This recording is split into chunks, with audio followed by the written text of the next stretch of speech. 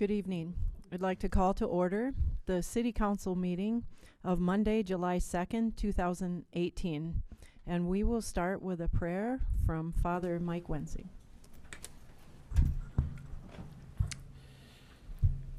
Psalm 106 proclaims, "Give thanks to the Lord, for the Lord is good, for his kindness endures forever.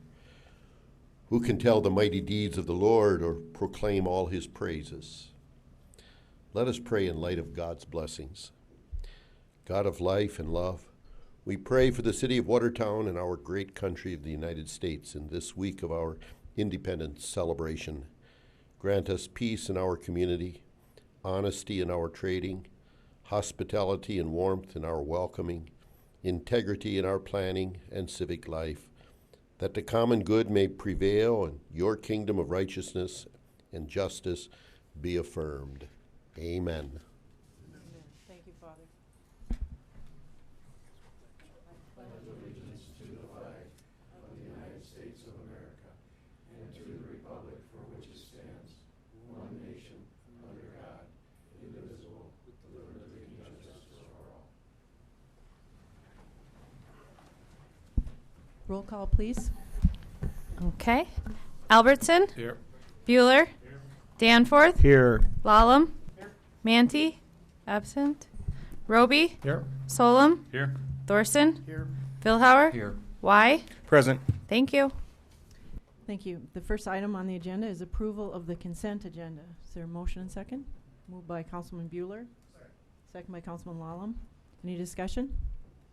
All those in favor signify by saying aye. Aye. Those opposed signify by saying nay. Motion carries.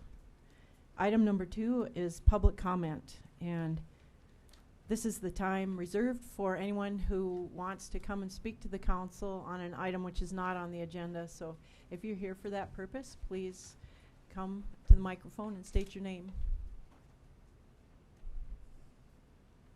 Seeing no one, we'll move on. Item number 3 is approval of the agenda. So, And I had sent an Oh. email. I'm not inclined to add anything to the agenda. So just so y'all know, changed my mind about that.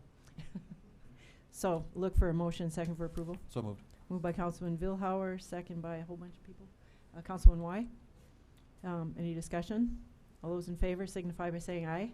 Aye. Those opposed signify by saying nay. Motion carries. Item number 4 is appointments to fill vacancies on city boards and commissions and council committee assignments. And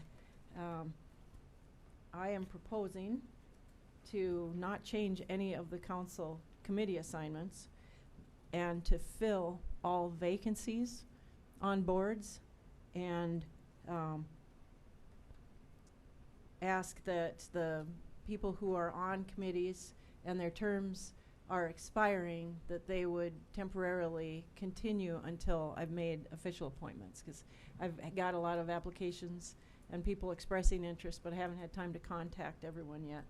So before I get a motion, I did put out that the airport board, Byron Callies, has stepped down, and I'd like to replace him with Shan Cruz. The Urban Renewal District Board, Sarah Reese, stepped down, and I've asked Christy Lakai to take that place. And the Library Board, Deb Shepard's term expired, and she wrote to me and asked me to fill her spot. And so I'm looking at putting Jean Moulton in that position. Jean is the recently retired librarian from the high school. And then there's a new industrial park board, which is made up of a partnership between the City of Watertown and Watertown Development Company for developing our new industrial park in the northwest quadrant of the intersection of 29th Street and 20th Avenue South. So I appoint 2 members to that board, and the Watertown Development Company board appoints 2 members as well. And I suggested Adam Lallam and Don Roby, and I haven't heard confirmation from both of you that that's okay. So I appreciate the recommendation. I'm going to decline to join the board. A couple things. One, just overall committees, boards, and assignments and such, but also there are some potential conflicts that may be coming. So I think it's maybe best I just not join that board. Okay, thank you for pointing that out. And Adam, are you okay being on there? Yes. All right, then I am looking for a volunteer. Would anyone like to volunteer to serve on that joint board with Watertown Development Company for the new industrial park? Councilman Danforth? Sure. Okay. All right, well, let's put Mike Danforth in there. And with that, I would like to hear a motion to appoint all the board and committee members with expiring terms to act as interim board members until a formal reappointment has been made, and approve the appointments of Shan Cruz to the Airport Board, Christy Lakai to the Urban Renewal District Board, Adam Lallam and Mike Danforth to the Industrial Park Board, and Jean Moulton to the Library Board. Is anyone willing to make that motion? So moved by Councilman Solom, second by Councilman Bueller. Any discussion? Councilman Mayor, Villar? I've got one question. You made reference to council committee assignments staying the same. Does that include liaison positions as well? Yes, and if anyone wants to change, please contact me, and you'll just serve until I've made a formal change in whatever your capacity is now, and I'll make a formal announcement after I've had a chance to juggle that all around. Any other comments? All right, all those in favor signify by saying aye. Aye.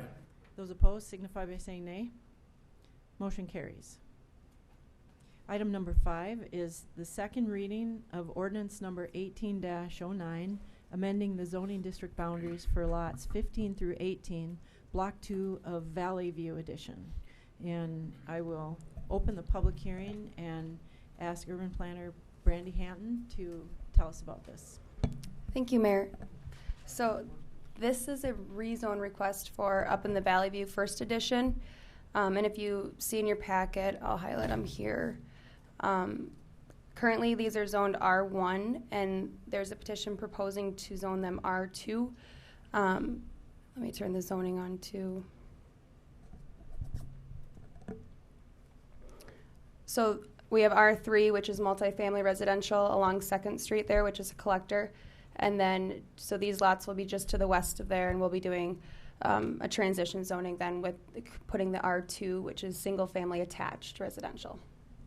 And this received the recommendation of the Plan Commission, correct? Correct, yep. Yes. Okay, is there anyone else in the audience that would like to speak about this?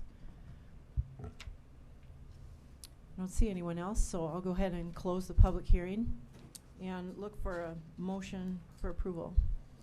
Moved by Councilman Albertson. Second by Councilman Lallam. Any discussion? Questions or comments? Councilman Lallam?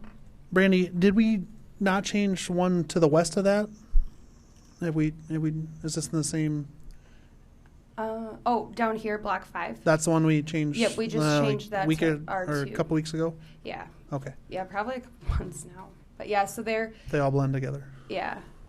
So that's how they're just going about it when they get interest in from developers, then they're going forward with the rezones. So I don't know if you guys will end up seeing more in the near future, but this project, yeah, they were approached on doing duplex situations. Is this going to be the only block then? Or are we going to see potentially more blocks of that coming forward as we go? Have they made any comments on that? I think they'll have to be careful just with it being R1, and when they're, selling more lots, people are probably purchasing them thinking that they're going to have single family near them. This works out because there hasn't been anybody adjacent, any lots sold with the intention that it would stay single family. So it's kind of a nice buffer area for along our collector route on 2nd. Any others? All right, all those in favor signify by saying aye. Aye. Those opposed signify by saying nay. Motion carries. Item 6 is second reading of ordinance number 18-08, amending the zoning district boundaries for a portion of lot 3 and 4 of Northridge Edition. And I will open the public hearing and ask Brandy to introduce this one. Thank you, Mayor. So this is another one that you guys had the first reading a month ago. You didn't have it on their last council agenda. But this is just trying to clean up the split zoning on the property. So it has C2 local commercial and C3 highway commercial. And they're proposing to rezone it all to C3 highway commercial. All right. Is there anyone in the audience that is here to speak about this issue? If so, please come forward to the microphone. Seeing no one, I will close the public hearing and look for a motion for approval. So moved. Moved by Councilman Lallam, second by Councilman Thorson. Any discussion? Councilman Lallam? Brandy, has there been anyone that's came forward since this came out into the public, for or against, anything like that? No, nobody has contacted me. Like I have said before, probably, that we reach out all the time to the adjacent landowners, and they called and were interested, but after hearing what the intentions were, that they were okay. Okay, thank you. Anyone else? All those in favor signify by saying aye. Aye. Those opposed signify by saying nay. Motion carries. Thank you, Brandy. Item number 7 is second reading of ordinance number 18-10, adding chapter 19.10 to title 19 of the revised ordinances of the city of Watertown regarding the operations of transportation network companies. And this is a second reading and council action only. There isn't a public hearing, but if there's anybody that wants to talk about this, I will entertain that. Seeing none, Matt, would you like to just describe what's going on here? Yes, thank you, Mayor. As you said, this is the second reading of this ordinance. It's our Transportation Network Company ordinance, I guess, for shorthand. Basically, what it provides is a scheme to regulate transportation network companies in Watertown, i.e. Lyft, Uber, etc., those types of companies. Basically, it would provide an application process, and it would provide certain restrictions on how they can operate, provide the city a regular update, a monthly update of all the drivers that are employed by those companies. It does not require background checks or insurance requirements because state law already requires those of transportation network companies. And if they were found to be violating those requirements of state law, we could revoke or suspend their license. So, yeah. All right, I will look for a motion and second for approval, then we'll have some discussion. Moved by Councilman Roby, second by Councilman Y. Councilman Solon. When would this ordinance take effect? Be 20 days from now. Councilman Vilhauer? So right now, just to make sure I understand, we have nothing in our ordinances that regulate transportation network companies. Is that correct? Currently, the city has determined that transportation network companies function or essentially act like taxi cabs. And so as we currently sit, we've determined that they must comply with the taxi cab ordinance, which requires a license and going through that process. And so they're not currently illegal in Watertown. They just must comply with the taxi cab ordinance, which is a tedious process. Okay, thank you. Now this ordinance relative to the taxi cab ordinance, I mean, I didn't go through it in detail. I mean, is it comparable as far as what's required and, to the taxi cab ordinance? I mean, is one more stringent than the other, or any comments along those lines, Matt? Well, along the lines of the background checks, state law covers the background checked aspect, requiring criminal background checks as well as sex offender registries, etc. Same as what we would do for taxi cab drivers. Insurance requirements by state law, I believe, are actually more strict for transportation network companies than we have for taxi cab companies. I'm trying to think here. I'd say, other than that, it's, there's no 24-hour requirement The taxi cab companies must operate 24 hours a day. So in general, there's a lot of similarities between the two, is what I'm gathering from this. Yes. One thing that is different is that we do the background checks on taxi cab drivers. Under the Transportation Network Company Ordinance, we trust that the companies are doing it because they're required to by state law, whereas there is no taxi cab scheme under state law. It's all city ordinance driven. The license fee, is it similar to the fee for taxi? We haven't set that yet. If this passes tonight, at the next meeting there'll be a resolution to set that fee. The Okay. ordinance calls for the city council to set the fees just like we set the taxi cab fees. Right.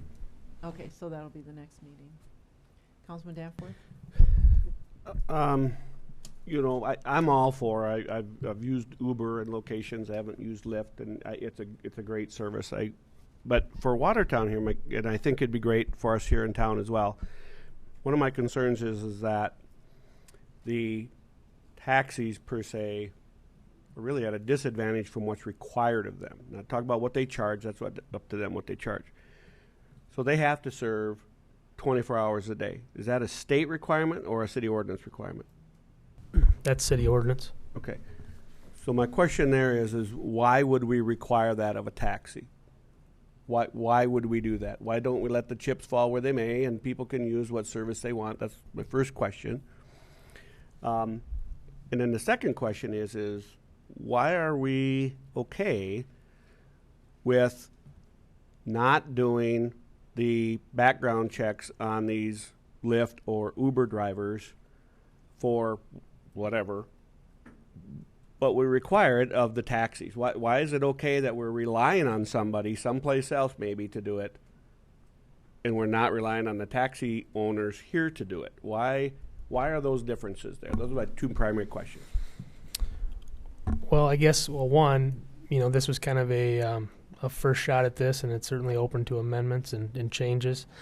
But we would be regulating the transportation network companies secondarily to the state, whereas taxi cabs, we primarily regulate them. So the state does not have statutory requirements for taxis. So to answer your question, we may want to put in some sort of a requirement that we do those background checks as well. But this is the way other cities have done this. So. Don't get me wrong, Matt. I'm not challenging. Yep. I'm trying to look at the logic of a taxi and what's required of them, and the transportation network company. Mm-hmm. And it seems like if we're putting more of a burden on there and we think that's important, I don't understand why we wouldn't apply that across the board. Or we say it's not important and we put the onus on the business, which we do with many, many other, all our other businesses in town with their employees. We rely on them to manage their employees. So that's where I'm coming from. I'm not saying that what's in this is wrong. It might require, if we can, to make some changes to our taxi ordinance to put it on a level playing field as far as I'm concerned. Why we have to look at the logic of why those requirements are with one and not the other. Yeah, to be honest, I did expect, and maybe still do expect them to maybe come forward asking for some alleviations of those requirements that are on them in their ordinance. And we can do that. We can do that. Okay. Yeah, absolutely. Yeah. Councilman Bueller? Question. I don't know if we know the answer to this question. Has it typically been a burden in the eyes of the taxi cab service that we've got here to have to supply that service 24 hours a day? Do we know, have they ever made a suggestion or a request that, that we minimize those hours, that we would, take that requirement down to something different? I have not heard any request. Councilman Lalo? I actually did talk with the taxi cab owners, and they stated that they're okay with the 24 hours because it gives them some built-in business no matter what. And things like there's a lot of times that they go 4:30, 5 o'clock, they'll pick someone up and take them to either Minneapolis or to Sioux Falls. So they were okay with that as of now. I did tell them if there was items that they did not like or they found to be burdensome going forward, to let us know, and we would definitely take a look at those. So they were okay with that as well. So Currently, there are certain advantages that taxis will still have. For example, they can still take cash. They can catch street hails. Obviously, we may not have as much of that in Watertown as we would in a bigger city. But having that 24-hour requirement and some of those things in the taxi cab ordinance, the big hurdle for another taxi cab company is they have to come in front of the council and prove there's an economic necessity for a new taxi company. And so if the current cab company, we only have one, thinks that those burdens provide a little bit of protection to their business still, they may not want to alleviate those additional requirements. I don't know.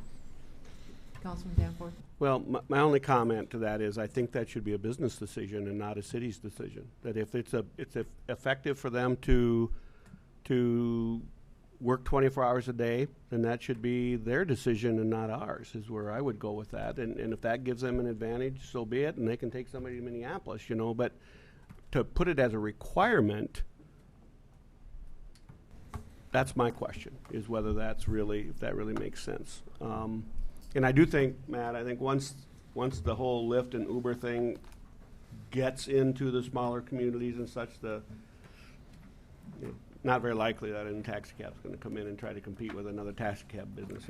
Not in a Watertown or a small community. So I'm just trying to make sure that we're requiring what's needed, Right. and not anything more than that. It is possible that the transportation network companies could put the taxi company out of business, and then there is no guaranteed service in the middle of the night, because the transportation network companies run when they feel like it. There's no obligation to serve 24 hours a day. They sign up when they're available. That's kind of how it runs. So we run that risk by doing this. Councilman White? A couple questions, Matt. You had said that there may be a fee associated with this, something that we'd look at further down the road. Is that a fee to the company, or is it a fee to the individual drivers? That's my first question. And then you said they also had to be registered. So if a guy is registered in Sioux Falls or Minneapolis and wants to come up to Watertown for the weekend and work, would he be able to do that? To your first question, the fee, it currently calls for a fee to the company. Other communities have made that fee quite large to offset the lack of a fee for the drivers. And then the second question, I guess I'm not sure about registering. You said we'd get a monthly report of all the drivers. So do these drivers have to register with us before they can drive in Watertown?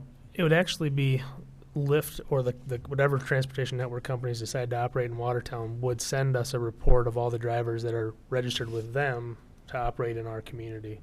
And so I don't know. I guess I'm not familiar enough with their business operations to know if you're a Lyft driver in Watertown, can you go to Minneapolis, Sioux Falls? I don't know that. You can go to any community and turn your app on as a driver, as far as, or no, you can't. Yeah, well, and maybe he can explain. Actually, come up, Joe. Come up here and Have to state your name in the microphone. Good evening, Joe Moss. I am a current registered Lyft driver. Oh, okay. Thank you. All right, name is Joe Moss. I am a current registered Lyft driver as well as Uber. The question was drivers coming from other communities.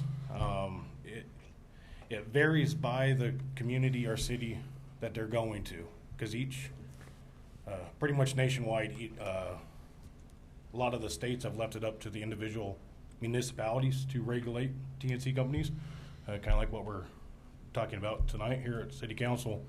A driver from Watertown can go down to Sioux Falls. A driver from Sioux Falls can come to here. But if I wanted to go to Minneapolis or Sioux City, Denver, you have to follow the current regulations that are set up in place there. Like if I wanted to go to Denver, I actually have to have a medical form filled out by a licensed physician, signed off, almost kind of like a DOT physical, so to speak, just to operate within Denver area. Minneapolis has other regulations as well. So, but again, for South Dakota, it's pretty much wide open as far as community to community. Right now, we fall under the greater South Dakota region, and Sioux Falls has their own region. But as far as crisscrossing into them regions, it's not a problem. As far as, like Joshua said, going down there, turning on your app, and you're open for business. Councilman Bueller? Joe, just quick, I mean, maybe you already know the answer to this one, but we can transport somebody to any other community if it's a Lyft or Uber driver? We Lyft, Uber's not authorized right now to operate in the state, South Dakota. It's only Lyft, as far as I'm aware. I can pick up, let's say, a passenger here in Watertown, and they want to go to Minneapolis. We can, as drivers, can easily do that. When I'm at Minneapolis, I might be limited on picking up rides there because of their current city ordinances or other places that are. Sometimes the app has certain things in place for each cities where they will not give that driver a ride because they don't have proper documentation to operate in that city. So.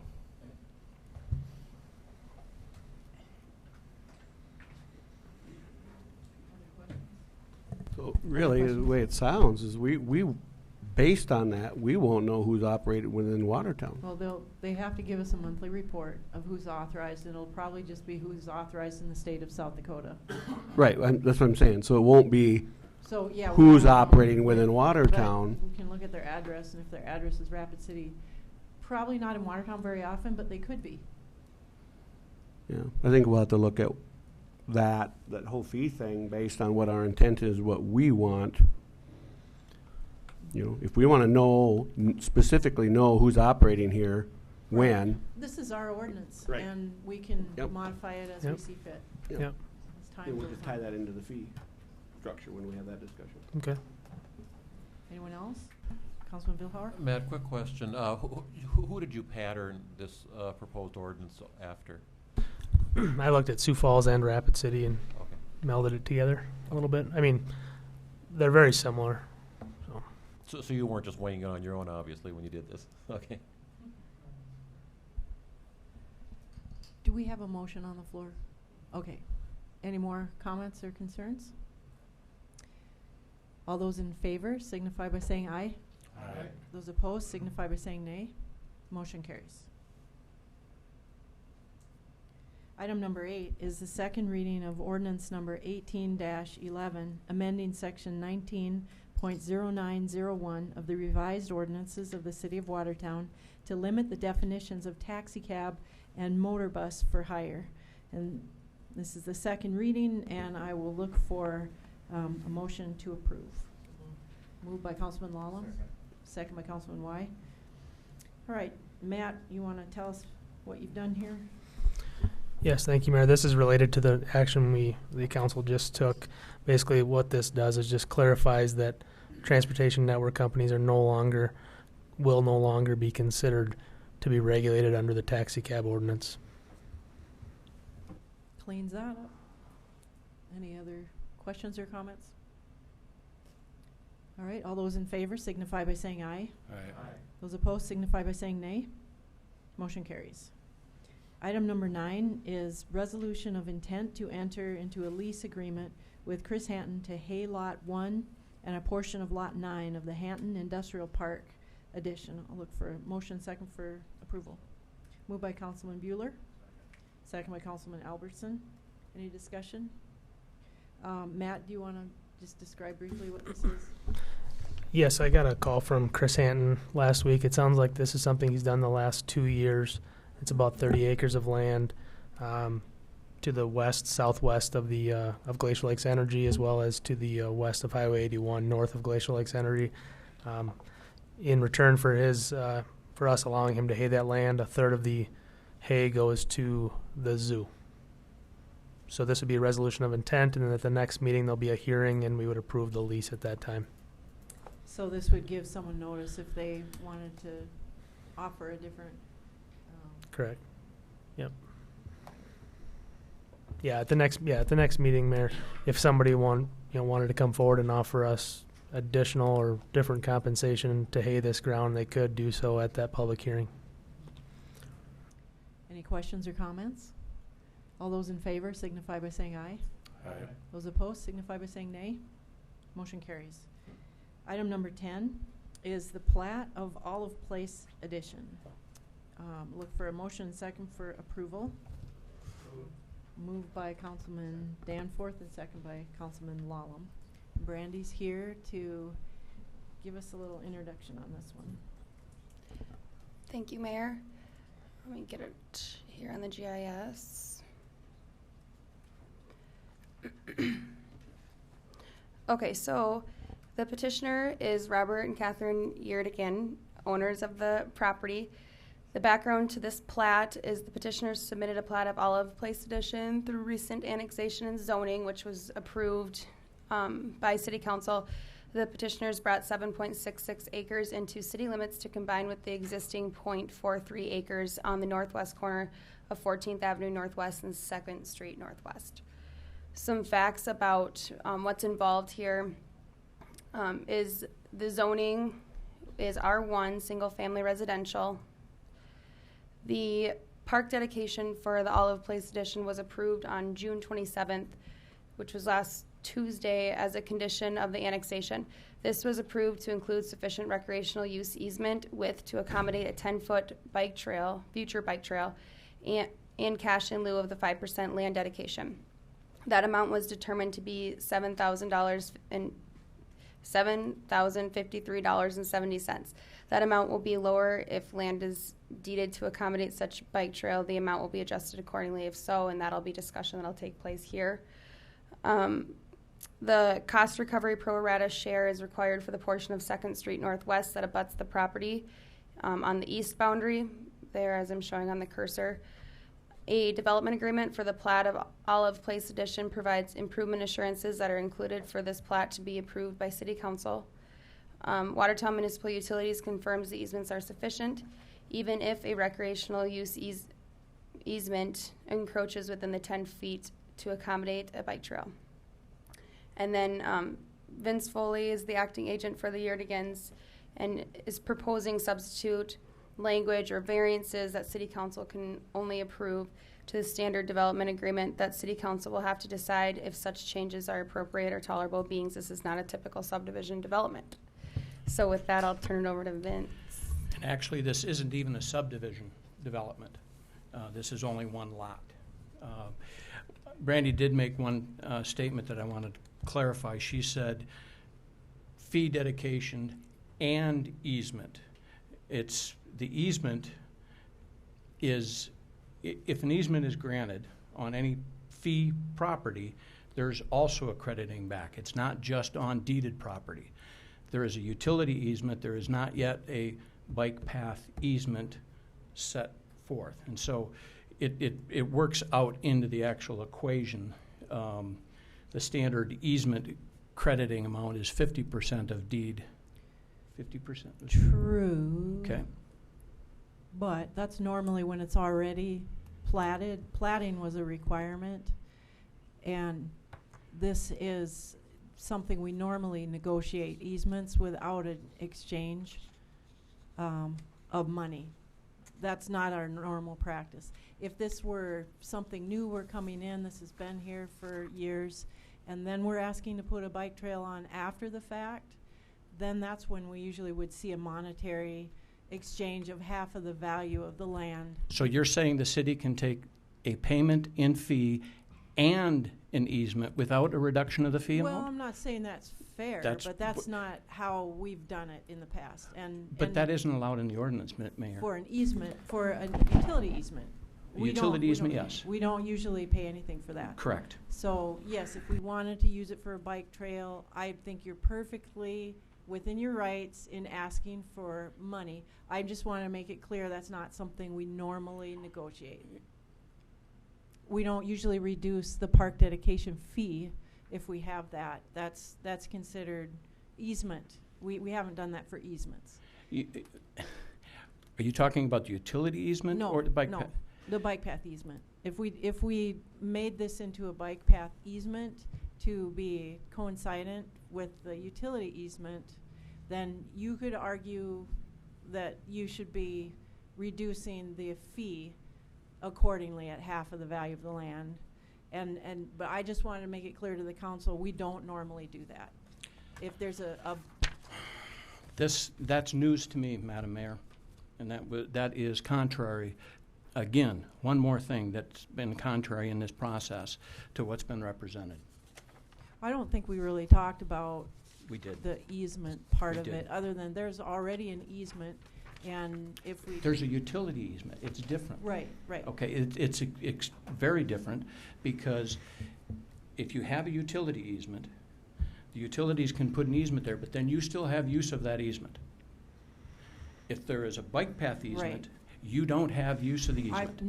I don't disagree with you, Vince. Okay, and my point, Mayor. I think that it's completely fair for you to request that the fee be reduced if we do this. I just wanted to say that's not something I've ever seen done. And why we're running into this is our standard local street is 66 feet, the right-of-way, and this one, 4th Street West, is 60 feet. So usually then we have a little more room to work with in the right-of-way. And putting a bike path there is more than we normally would require. This is not your normal plat. This is unique, and so everything about it, it's the first time around for everything. But this is a big chunk of development. Even if it's only one house, it is the entire parcel of development, and this is the time that we get what we get for public improvements, bike trails, sidewalks, pipes, road, curb and gutter. Most of that stuff is there. It's almost all there. The only thing that isn't there is sidewalk on that one side and park dedication. Mayor, can I ask a question? Is the bike trail on the west side of the plat? That's where it's proposed. And Is that in lieu of a sidewalk? Or if they yes. don't put it in, No. they have to put the No, sidewalk? well, It's not in lieu of this. That hasn't been worked out yet. we wouldn't do both, is what he's asking, I think. Mr. Foley, why that's important to me is if the bike trail is going in, if it were to go in there, in lieu of a sidewalk, the landowner would bear the cost of the sidewalk. Yes. Okay? Let me interrupt you for a moment about the discussion trail that we're going down. The Yurdians have agreed that there will be a bike path. Okay? We haven't negotiated out the sidewalk requirement. The concept of what we're trying to work with in that parcel is something different.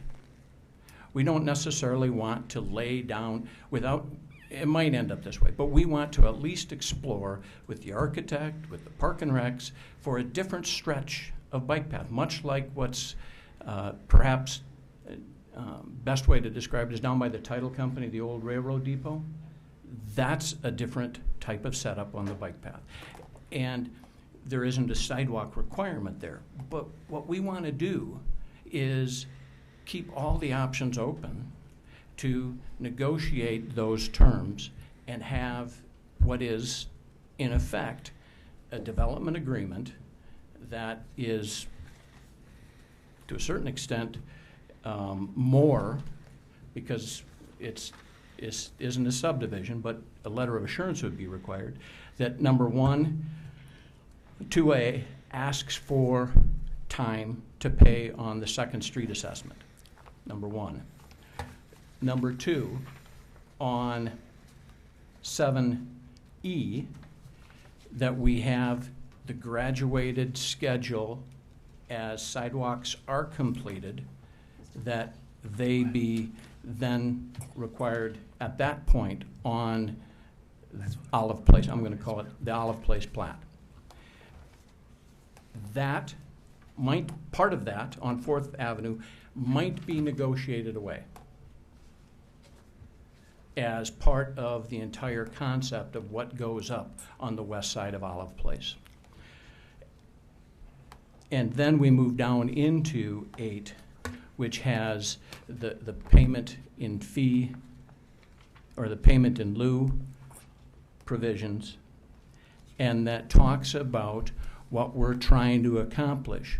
We don't know at this point, we collectively, being the city, the Park and Rec, and the Yurdians, don't know if the bike path, which Yurdians have guaranteed can go through, will be on right of way, on deeded property, on easement property, or even just as a license on fee, because it hasn't been designed.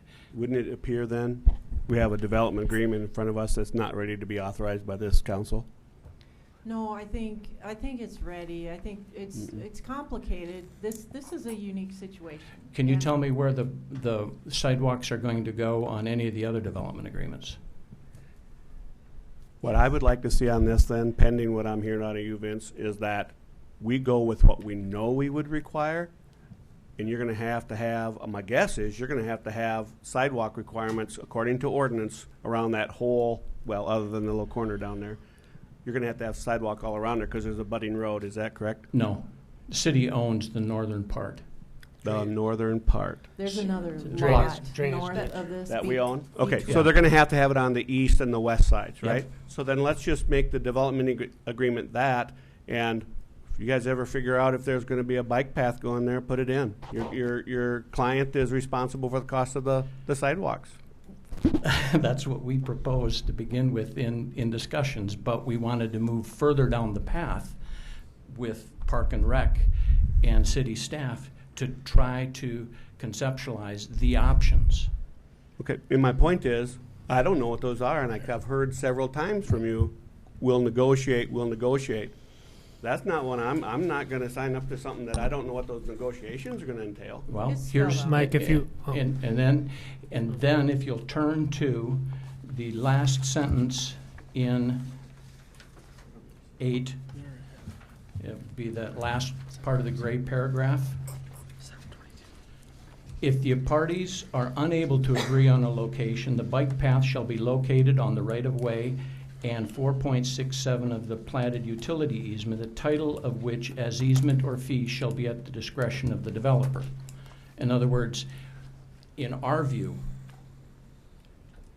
first I'll tell you, we disagree with the 4.67, but that's been a late development. But just for the sake of this discussion on that sentence, that's in the Yurdians' perspective, the worst possible scenario, because it's just a bike path, tarred, stuck down the west side, and that's where it'll be. That's the specificity. So in other words, we built in that backstop for the city, but the city staff, Park and Rec, and the Yurdians and their architect all want to see if there isn't something else we can work out that looks better. Councilman Bueller?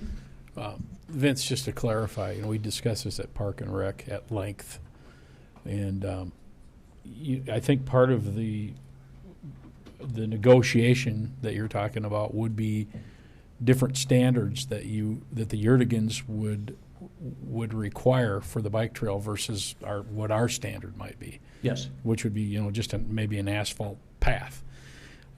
That is, just to be clear, that is part of the negotiation scenario for them with the city. Yes. And just also to clarify, if in this negotiation, if there's disagreement, we would take this to arbitration. Is that correct? Yes. And the Yurdigans would bear the cost of any of that activity, correct? Yes. Okay, just wanted to make that clear. So everybody understands that, this is a design standard that they're looking for, that they want to negotiate with the city on this trail. Yes. Okay, thank you. And they're comfortable in taking that risk on the arbitration because they know in good faith that the Park and Rec is looking for something nice along there. But we have that backstop designed into the language. For the council's benefit, within the 60-foot right-of-way, there is enough room to put a 10-foot wide bike trail, but it leaves no boulevard, like a foot or 1.33 feet of boulevard, which is insufficient to sustain a grass strip. So the 4.67 gives 6 feet total of boulevard, so that the bike path would be, if they dedicated 4.67 feet, a 10-foot wide bike path would be placed along the property line, and there would be a 6-foot boulevard for a grass strip and trees. 6 feet is the minimum to sustain a tree, and that's where that number comes from. It's not an ordinance requirement. It's a desire of the park department to have a wide enough strip to support a tree if they wanted to plant a boulevard tree. And right now, I don't know that they're planning to plant any boulevard trees, but that's so that they have the ability in the future. So that's where the 4.67 comes from. And that, since we're talking about the 4.67, that's been a late change. The Yurdians have given me authority based upon the last information that we had for 2.67. In other words, a 4-foot boulevard. You got to make sure that you keep the definitions of the parcels in mind. When you talk about boulevard, you're not talking about specific location of property. Sometimes we refer to boulevard in that context, but here we're not, because the boulevard is the green space outside of sidewalk or path. Okay? So it's that green space is the boulevard that we're talking about. All of it, one way or the other, will fall in the right-of-way, 6 foot or 8 foot, or 6 foot or 4 foot, will fall in the right-of-way, which is city property. Then the bike path, in the worst-case scenario, would start.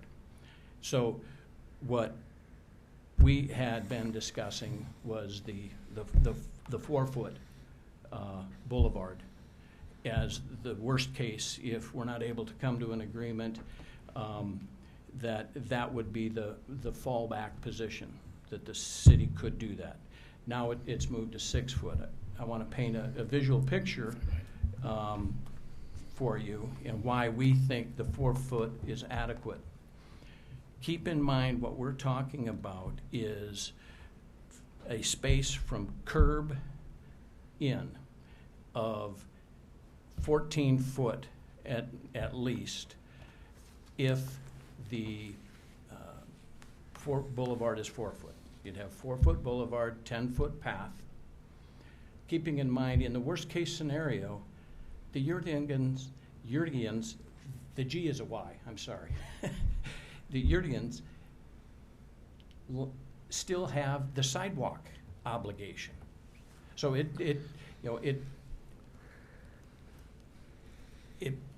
don't want to say it doesn't make any sense. Stranger things have happened, but their fallback position of holding the city can be expensive. Expensive to them? Is Yes. that? Yes. Because this whole thing is very expensive to them, and we're keenly aware of that, but it's still development, and we're trying to look at this as, and this is what I presented the first time I talked to them. We'll start with what our basic requirement would be for anybody wanting to develop this, whether it be into 15 lots for residential homes or 1 lot. This is development. What would our basic requirements be? And then we'll start there, and if any of those are objectionable, they can bring those up and ask for relief from the council. And that's where we are today. This would require a park dedication. This would require a sidewalk. And pretty much that's it. That's all we have left. Everything else, the roads are built. There is an obligation to pay back for the city building the road for them, but they don't have to build the road. We don't have to have that in our development standard. So I guess what they're asking for is relief from maybe part of or the park board gets to say whether they receive property or money, and they wanted property, and the Yurdians want to give money instead of property. Am I getting that right? No. They're willing to give both. They're willing to give both. They just don't want it located without consideration of the aesthetics. number one. They don't want it constructed without consideration of the aesthetics, number two.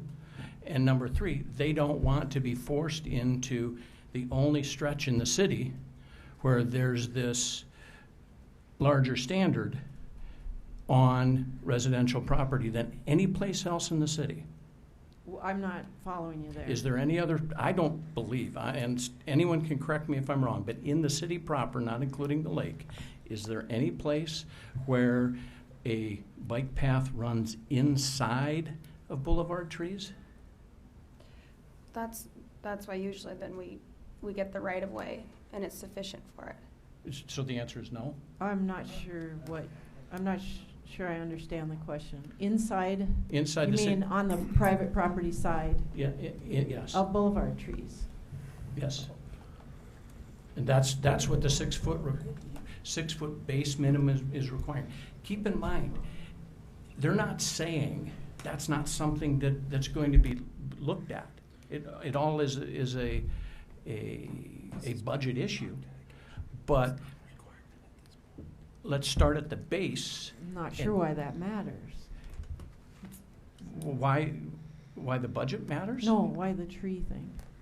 Which side You're the trees holding are that. on. You said, but as I recall, I'm paraphrasing what you said, but it was these are what the standards were, and so what I'm asking is if there's any other place that's being held to this 6 foot boulevard bike path standard. Vince, there's sidewalks inside of trees all over town, Yes. and if you look at this as a replacement for a sidewalk, We're not yet. but why not?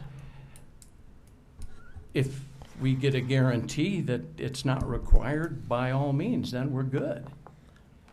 We don't I've- have that many.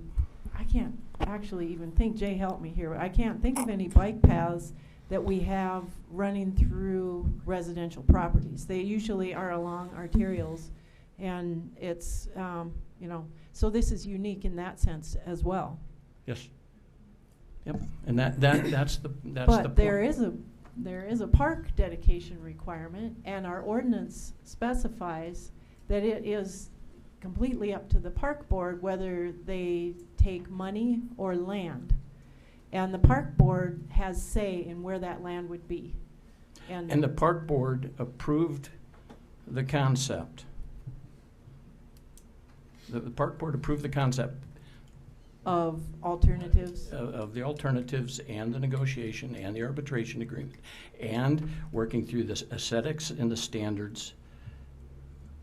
Okay, and I feel fairly safe in saying that whatever the council decides to do here, we're not going to set a precedent for another thing like this, because I don't think there will be another thing like this.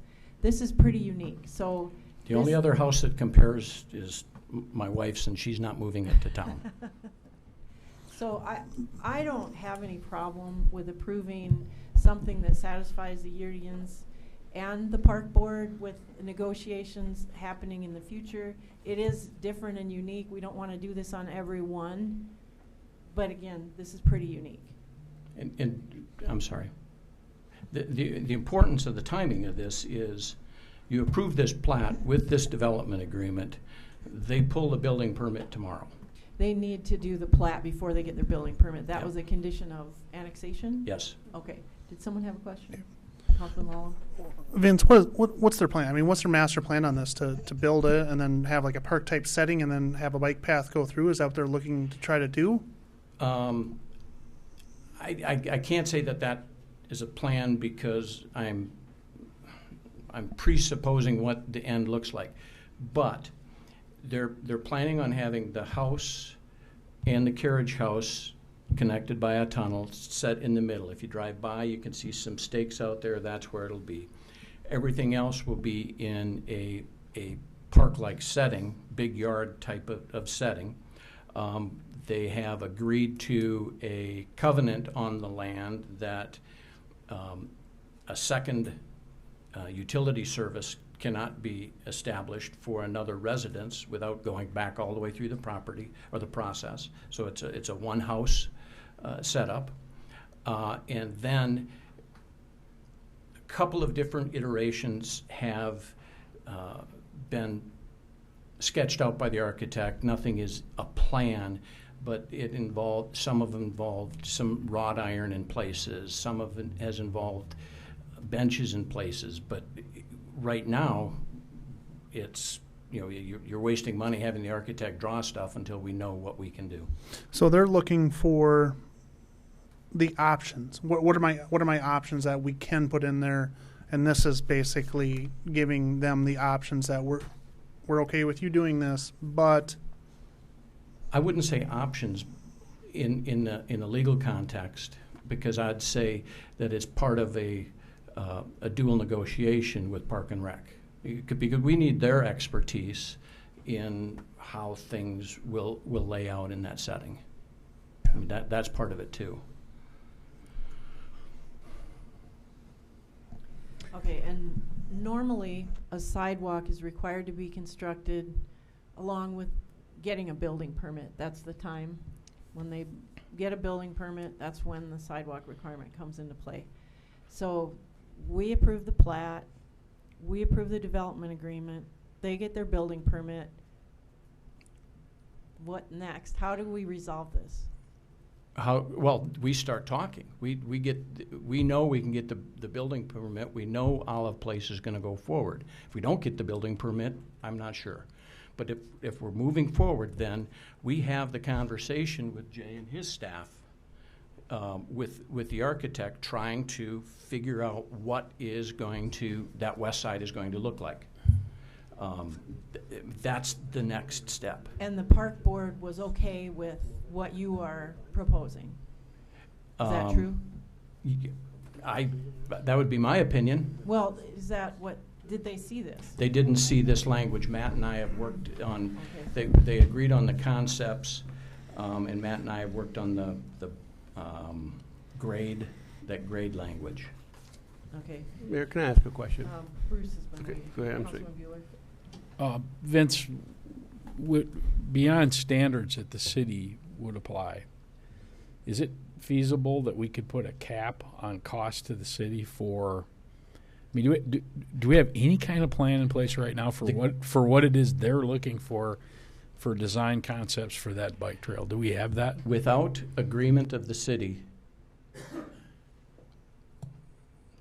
you do built in that payment in lieu amount, because it would be accrediting back, but the agreement requires the park board, park staff, to agree on that crediting as well. And so if we say, this should deduct $2,000 from the payment in lieu amount, and park staff says, no, it should only be one, we have a disagreement and would work to sort that out. But so that's that cap. There isn't going to require any money other than that cap. Okay. Without the city approving. Right. And the idea that we would have to potentially negotiate what we're doing for that refund, or to bring back whatever. I would like to see us consider some sort of a maximum amount. I mean, a cap that says we could go up to this amount. Has that been considered at all? You mean a maximum amount of a deduction? Yep. No, it hasn't. Mayor, can I ask a question? Councilman Danforth. My head hurts on this. This is Matt's and mine too. I mean, I know, you should be a judge. But, no, but I mean, Sarah, I know your experience. Vince, I know your experience. And sitting at this angle, you guys aren't in agreement. And I'm sitting there saying, I'm not going to approve this. No, I don't. Sarah, let me finish, please.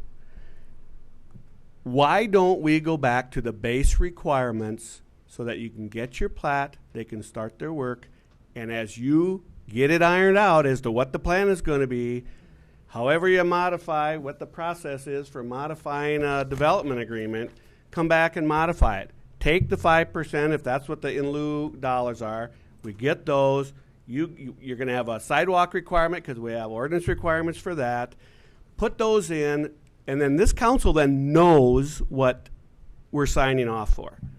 Then as it gets negotiated and discussed and higher level detail can come back, then however a development agreement, does this come back for if it's modified, Matt? I mean, it's come back to council, or is that just handled? If it's significantly modified, yes. Yeah, then come back. But at least now you're going to accomplish, you're getting the plat, get your building permit. I don't feel comfortable based on what I've heard. Okay, I want to clarify though. If I led you to believe that I disagree with what's being proposed, then I apologize, because I'm not saying I disagree. This just landed here. I haven't had a chance to review it. I want to understand what it's saying, and I want to know who's agreed to it, and I'm open. And I think this is what the Yurdians are doing here is really a gift to our community. And we're asking them to be held to the same standard as someone putting 14 homes on that land. And they're putting 1 home on this land. So I feel for them there. They should still have to do the basic things to make sure we have a transportation network and that we have all of our required things that we would get with any development, even though that development is only 1 lot and 1 house. Then we can negotiate from there. And I just wanted to understand what Vince was saying. I'm not saying I disagree with it. I just want to understand it. Mm-hmm. And especially if it's been negotiated with the park board, or in order to comply with the park board wishes, that helps me feel better about it. Matt can correct me if I'm wrong, but we believe that the agreement in the grade location reflects the park board's sentiment, both of us together, except we have a disagreement on the 4.67 versus 2.67. Yeah, that's correct.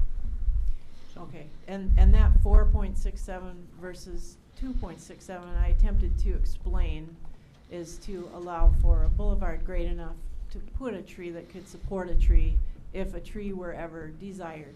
Do we have less than 6 in our boulevards? Yes, you can find lots of examples. This is a negotiation with the park board, and so that's why that. If you're okay letting that go, we have a lot of boulevards that don't have trees in them as well. A tree probably won't survive in a 4-foot boulevard. Mayor. Yes. I think did we not have a discussion about trees? And I think, Brandy, didn't we say we weren't intending to put trees in that boulevard? Was that, Jay, do you know if there was ever any intention? Because it seems to me we said that. We had that discussion to this point in time. Okay, but. It just leaves it available for a tree if we ever wanted. Right. I think there's a desire definitely for some green space, but I'm going to come back to this again, and it's when you're talking about an arbitrator, you're talking about a negotiation. But before I even say that, I want to say that I think the park board agreed to take it to the council. And the park board agreed that the concept was right, but it was up to this council to make a decision on what direction we need to go. But the negotiation part of it is, and I don't understand how the heck that would work with an arbitrator, because if they say, okay, we want 6 wrought iron benches and we want 32 pine trees put in here, that could bear quite a cost, and that would be a hell of a credit. It could be. And so what I would say they, you mean the Yurdians? Yes, okay. If that was their requirement. And again, I don't know how you would arbitrate that, but I think if we may want to consider some sort of a cap. If we're going to go this direction, something that says, okay, we'll go above and beyond by 20% or 10%, and that's our maximum. The cap is the payment in lieu amount. That there is no payment in lieu because of. That's the $7,200. Yeah. Okay. Right. That would be the effective cap, because that's the maximum amount that the city could be forced to credit. Now, keeping in mind what we're talking about is that worst case scenario. I mean, from the Yurdians. Yurdians. I was trying to get Mr. Bueller to say it. Yurdians. There you go. You darn monkey. There you go. Okay, so we have a park dedication requirement. The park board wanted land enough to have a bike trail and the rest in cash. So we have this scenario here, which has options in it that's proposed. The rest of it, there are other concessions. So you want to tell Okay, us and that's about those? when I guys? started through that on 2A is the receipt over 5 years of the street assessment on Second Street. Then skipping past to 7E. This is the sidewalks on Second come in when the abutting property is completed, number one, and on 4th Street when the abutting property comes in. Now, keeping in mind that that might be, depending on how the bike path thing goes, that 4th Street installation might go away because the bike path might become that construction. And then I'm not quite sure how to describe 8, since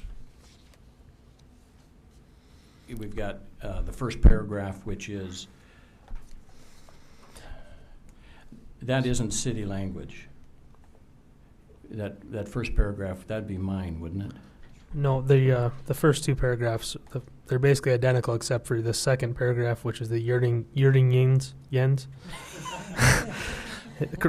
requested language accounts for those payments. Okay, so the first two paragraphs are identical except for the second one accounts for a payment plan, and then the third and fourth are the discussion we just had. So then again, the payment plan. And then moving, if it's hard to see, C1 is the 5-year plan, and then D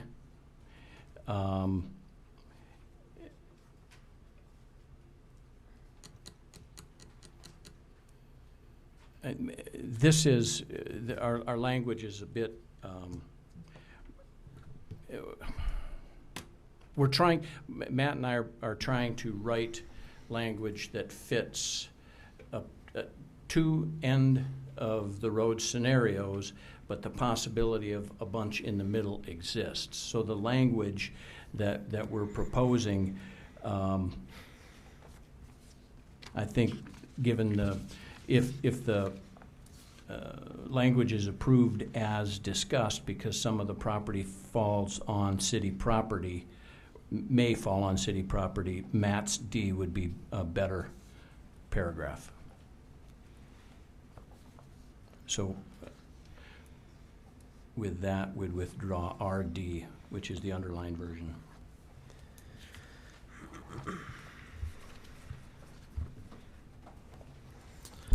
And can I just comment real quick? I may be a little biased because I've spent a lot of time in the last 4 days poring over this, specifically Friday night at 10:30. But anyway, it's true. I got the email. Yeah, I feel like the one thing I took away from the park board is we just want to make sure we get a bike path there, and I feel like this language in 8, the last two paragraphs of 8, while it leaves open the room for the parties to negotiate on standards and a potential arbitration if we can't agree, the backstop that Vince mentioned, that it gets us a bike path there, guaranteed, if all else fails. So, my 2 cents. And the bike path, if the city decides to build it in the public right-of-way and assess it back, because these folks are, the sidewalk rate, or even if we put a sidewalk in, there's nothing that prevents that in here, right? If everything fell apart and people threw up their hands and went away for a couple years, and we've got a gap in our bike trail network or sidewalk network, the city still has the right to order in a sidewalk. Yes. In the public right-of-way adjacent to land, like we have everywhere.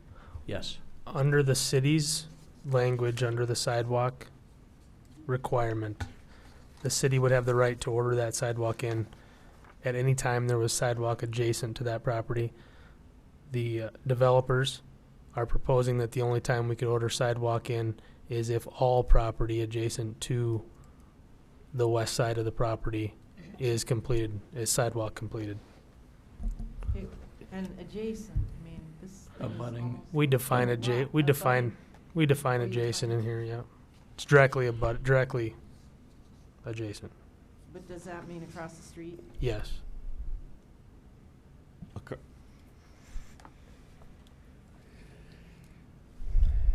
So the city would not be able to order sidewalk on the east side of 4th Street unless there were sidewalk on the west side of 4th Street. Under our language, if any sidewalk goes in, Or 2nd Street. No, in general, we can order it anywhere, right. but this is limiting us? The developer's language, the proposed language regarding the sidewalks would limit us to ordering it in only when all adjacent property has installed sidewalks. See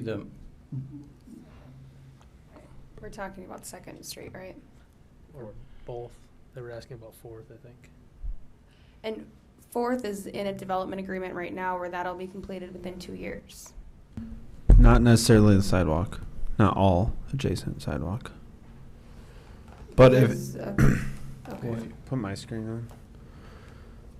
So I have the final plans for Valley View up, and the north is to my right. So There's nothing up yet. oh, This one, I think. yeah. There it is. Spencer needed some exercise. Okay, so the water tower outlot will have sidewalk immediately installed to the adjacent immediately. This ramp and this ramp will be installed, as will the outlot A of Valley View. This shaded sidewalk will be installed before they 14th is at down here. Yurdians is the bottom part. This block 7 right here is the Yurdigans. And 4th Street runs north and south, and that's on the top of Yurdian's property, shown on this drawing. So there will be 2 ramps that come off of Grant. Yeah. North. It should be oriented counterclockwise. Can you do that? No, That's okay. We can. Oh, maybe not. Just kidding. Sorry. that's refresh. I don't even know what program.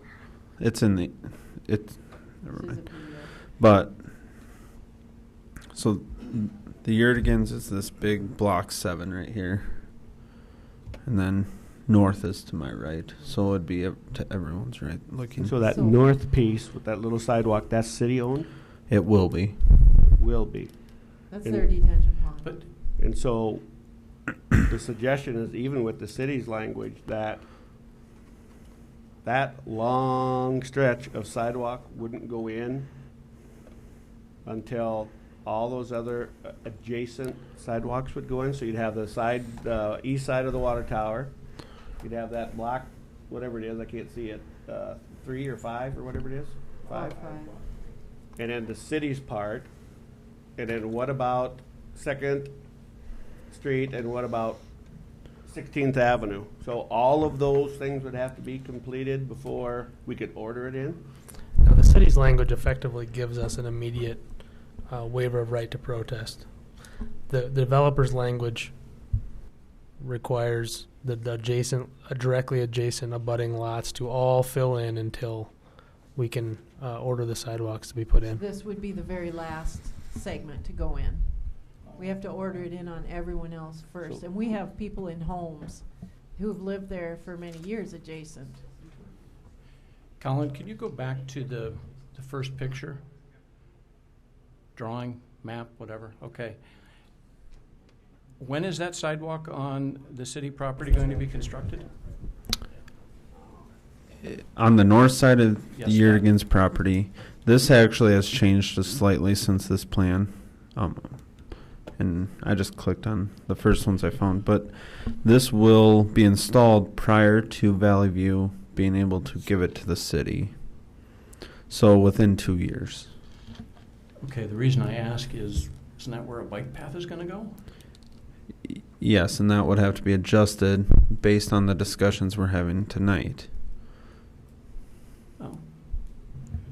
So if I might ask, theoretically, if you got one lot adjacent to this property that doesn't develop sidewalk, they wouldn't have to build a sidewalk.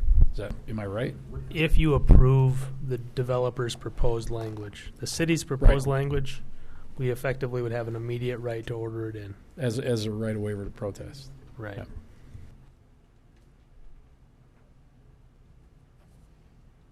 What exactly would trigger that? I mean, where would we have to get to before we decided that they would have to put those in? Would Park and Rec propose a project? Is that Who do you mean by they? For the Yergans to put, it would under the city property, it would be at the discretion of the engineering staff to say, put it in. Yeah, and I guess my question is, what's the criteria for doing? What's the trigger mechanism for us to say that you had a right of waiver to protest? Normally, if it's adjacent A house. sidewalks. If you build a house on your lot, that's when you build your sidewalk. And there's only one house ever going to be built on this, so that's the whole sidewalk. That's what makes it so unique. It's huge. It's a big requirement for just one house. But And that's why not our choice. That's the property owner's choice. And that's why the tie with the bike path is part of it. I don't mind it so much here because they have that already written into their development agreement for everything else all around it. I do mind it on 2nd Street because we have people who've lived in their homes for decades without a sidewalk on their land. And normally we would not order a sidewalk in unless there's an accessibility issue. We can order it in, but it tends to be a hardship for people. And so we don't like to do that casually. We don't want to do it on one side because somebody else promised it on the other side. And that's, I don't like that on 2nd Street. This part, I don't mind so much. It's the other side where we don't already have a waiver of right to protest from the adjacent property owners. So they're going to fuss, and we may never get that sidewalk in there as a result. Because I guarantee you they will fight it. And that will be very unpopular for the council to take that hard line against those people who've lived there for a long time. Plus, we have to remember this, and it's different. So we won't remember it, especially if we have new people in positions of enforcing these. We've got videotape. If you remember to look for it. If we got a new building official, he'd just be ordering it in, and he wouldn't know anything about this to look it up. Makes it hard for the staff. I don't like the 2nd Street part. Vince, would a right of waiver to protest, would that be acceptable? The Urians would request the proposed language. I don't have the authority to negotiate off.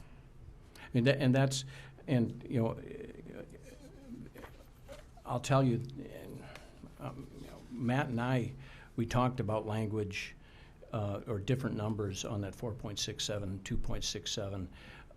I didn't have authority nor time to get authority other than the 2.67, and that's why we ended up.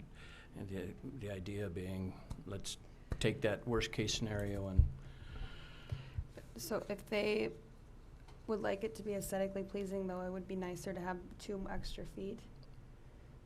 Well, yes, that's one argument, yes. But then the flip side is what does that require? It requires 2 feet of their property. So you can say what is aesthetically pleasing with X, Y, or Z, but until we have a full concept,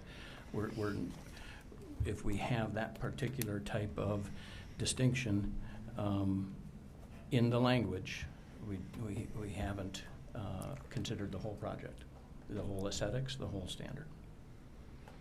Mayor, I have a question. If I'm on if we do the 5%, is it 5%? I know that in lieu of the dollars, it's based on some calculation of what it was paid for, value, whatever. But is the 5% then also equate to land area? So if this is 7.66 acres, it's 5% of that. Yes. If we take that option, how do we determine where that land, what right do we have to dictate where that 5% of land is? Is that a negotiation issue, or ultimately do we have the say? Obviously, we're not going to take 5% of the middle. It is the park board's prerogative. And if they would take a position that was completely unacceptable to a developer, in theory, the developer could just be given the choice of do it or don't develop. But as far as I know, that's never happened. The park board is real people, and they want to negotiate with people. Right.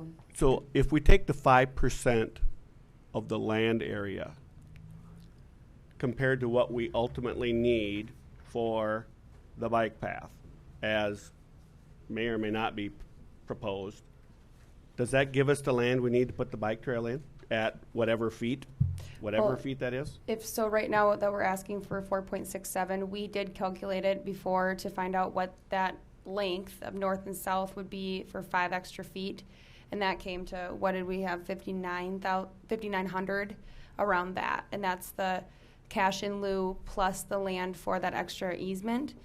I think what he's asking is there enough land? If they insisted on just land, would we exceed the 5% requirement? No. Mm-mm. Well, then why don't we just define what we want on that west side, take the land? And that's, the park board didn't want to be. Well, but that's ultimately what we're going to end up with. And they were okay with that being negotiated here. And that's something too where, as far as when you were talking about what the park board decides, then they can come to city council and appeal it. But we're not there because they did leave it open-ended, just as long as we had 10 feet or that we were able to put a 10-foot bike trail in there. Okay, so if we went with the 6-foot grass area, boulevard, and the 10-foot trail, and not knowing within that how much land is required of, is it yurdigans? Yurdigans. God, I got it right. If we solely took that piece of their land now, right, that's outside the right-of-way, to give us the 6-foot boulevard and 10-foot, would we be at or under the 5% area requirement? We would be under. Under. Why don't we just do that? And no cash in lieu? Well, any excess, okay, the excess would come, but that way, I'm not sitting here signing something, talking about negotiate. If you want to negotiate something different later as to where it goes, fine, go do it. But let's take the land area, and if we're under, then the cash in lieu comes on top of that. Mm-hmm. The park And then board we gave know we you- have our bike trail. They Now- gave the council that option. They didn't want to take a hard line, knowing the Yurdians did not want that. Okay, but what it does, I'm only looking at my standpoint of trying to approve something that we've talked about for an hour and a half on a development agreement. Then let's take what we know then, and it can be negotiated afterwards if it's going to differ from that. That's what they did. That's what they did. The park board said payment in lieu or something else that we can work through with a bike path that's involved. Okay, Just and not what I'm located. saying is land area first, payment in lieu on top of it. Well, that could very well be, but I'll tell you, as an attorney representing somebody, and they come to me and they say, okay, so we got to work through a park board dedication requirement. I'm going to have to tell them, look, don't waste your time. We just have to go to city council and start negotiating all the particulars. Staff, park board, myself, have been negotiating, trying to come up with some terms that provided for a backstop for the city that has the bike path guaranteed. We just don't know exactly where. that there will be accrediting pursuant to the ordinance for the payment in lieu amount that's set by ordinance, which is that 5% that's calculated. The park board made that request, or they made that recommendation. But Vince, where we're at right now is your client doesn't want to give up that extra 2 feet, do they? It's 2 feet we could take. Yes. So why don't we just take it and then negotiate afterwards? That's where I'm coming from. And you very well could, Mr. Danforth. Did I say that right? Well, I'm not sure. Okay. The mayor didn't know twice today. She forgot me. So, but the thing is, you know, people are really going to think we hate each other. If they know, we got to get another picture on Facebook. The thing is, though, Mr. Danforth, is we're going to end up, you guys, it's 7 o'clock. Every development agreement that's going to come before the city council is going to have to be negotiated if we can't figure out standards ahead of time with staff on a recommendation. Because if it's just we're going to approve a park board dedication of X% of land and then negotiate, let's go ahead and put the plats in and put the developments in. I seriously wonder whether developers are going to run that risk. They're going to be willing to take that risk, because up until this point, the city has always worked through a process drawing upon the Park and Rec Board's assessment and recommendation on how they would like to see things work. But if it's just going to be flat out take the land as the first step, I'm afraid. Vince, I'm not suggesting that that's what happens in every case. I'm saying in this particular case, in order to get your client the plat completed for them to be able to pull a building permit, we have to go with what I know. There are so many questions on this thing. I'm scratching my head. Now, I could just say, heck with it, go for it. You guys will handle it. I don't have the confidence it's going to get done, that I'm going to understand it. I would never sign this in business with that many open ends. Would never do it. I think a person would be a fool. This is a contract. I would never do it with all those open ends. I could just, and this, I'm not saying this is your fault. No, I'm saying I this situation, this doesn't seem like it's ready to come to us. And so I got to lean back to what I know, and that's what our requirements are. You got sidewalk requirements, you got park dedication, and the whole question of how it's paid is a whole nother deal. And this is the time too where, because they're requesting variances, that only city council can grant that. So when we bring development agreements to you as council, it's standard, it's per our ordinance, and it's consistent. And this is where we make our requests. We keep in mind, we've been talking, we city staff, myself, Park and Rec staff, the language that is included except for 8A has to come before the council to have a payment plan or a schedule. That has to come before the council to make those decisions. The mayor can't, the finance officer can't, the finance committee can't. It's got to come before the full council, number one. Number two, then when you turn to the park dedication requirements,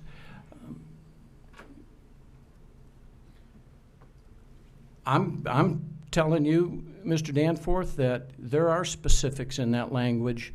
There is a payment in lieu. There is a bike path.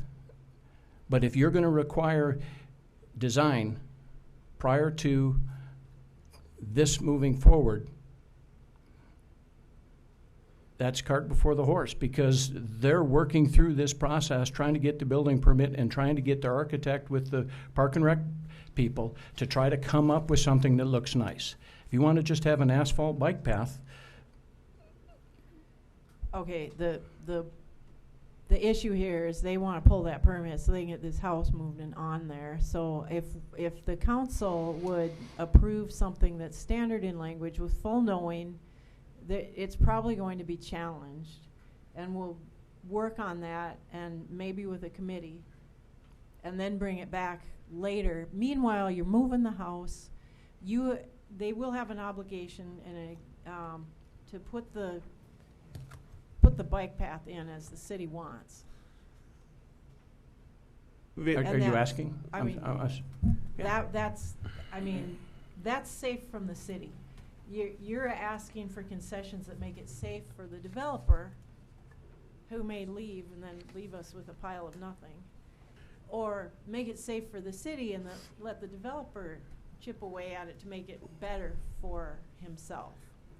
And I think Mike's saying he's not comfortable doing the part where it's safe for the developer but uncertain for the city. So you can get a building permit based upon something that's safe for the city, and the city is ready to act on that.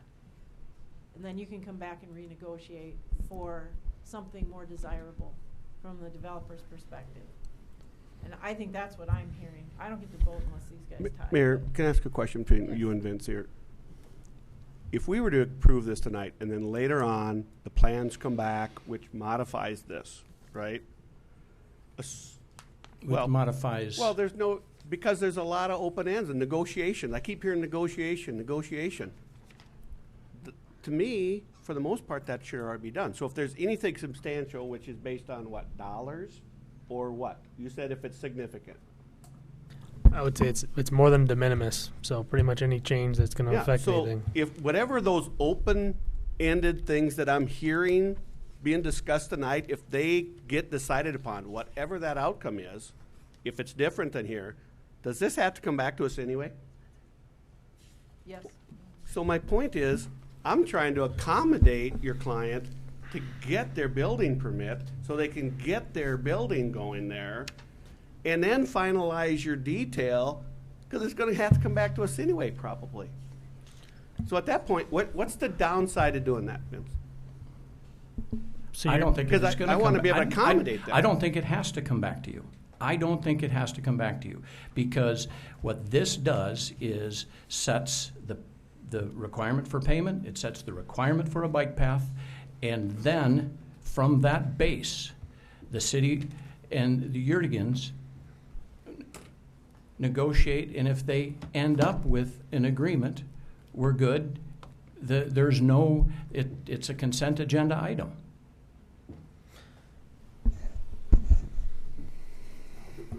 No, he's right. If this is approved as is, I mean, you'd have to go through, if you took action on this tonight, you'd have to go through and indicate which of these you're comfortable with and which ones you aren't. Say you're comfortable with the payment plan but not the sidewalk, etc. That would be encompassed in one or more motions tonight. Then it would not have to come back to council if nothing in here changes. But I guess I was just answering your question in a general sense. If we approved the standard form and later come back and bring these forward, then they would have to be reapproved by council.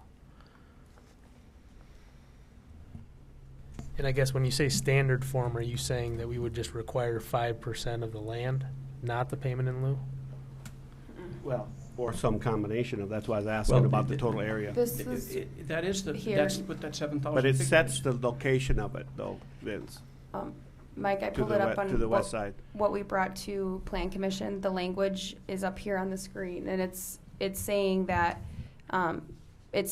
we would require a 5-foot recreational use easement for a total of 15 feet along the west side of the property boundary, including the required 10-foot utility easement. And then also, it says, city has made the decision to accept cash in lieu of land for the remainder of the requirements. This is calculated to be $5,930.26.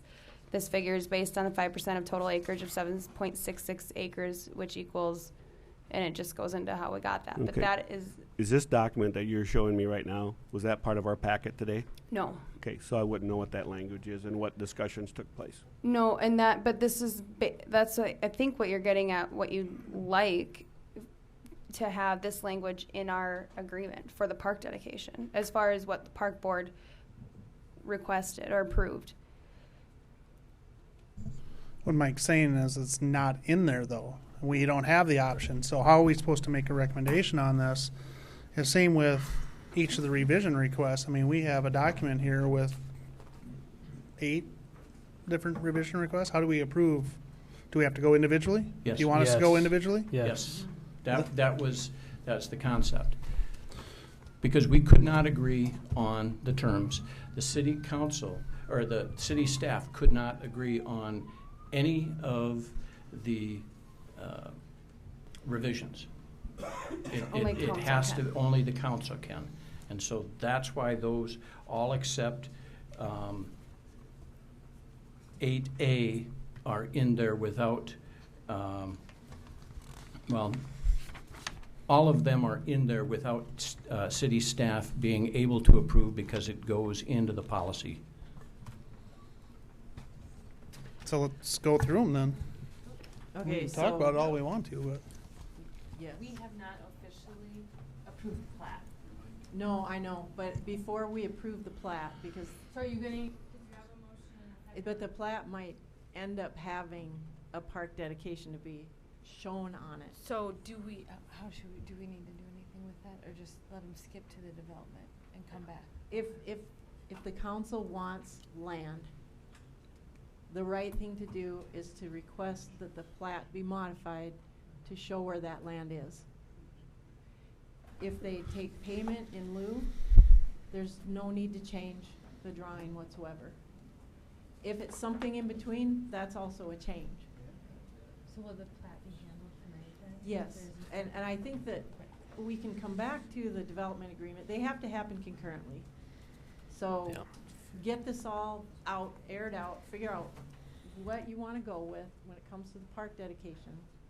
Then we need to talk about the payment for Second Street as well. And, but first of all,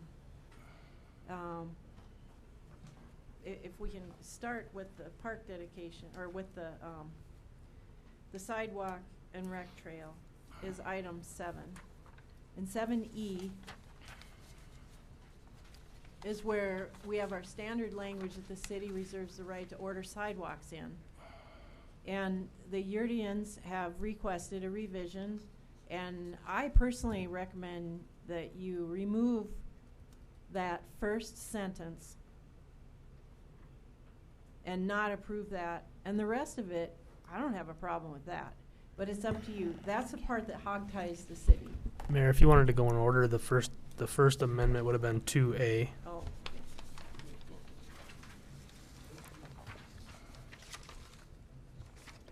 Okay, but we haven't talked about that yet. Let's resolve the park part before we get to the money. Brad, those documents are on the agenda, just that one chunk of language is different. So this is going to be if you guys are comfortable taking payments over a 5-year term. Usually, like Valley View had to pay a pro rata share for Second Street as well, and they paid it all in one before we recorded the plat. This is taking into consideration this isn't a subdivision like Valley View was.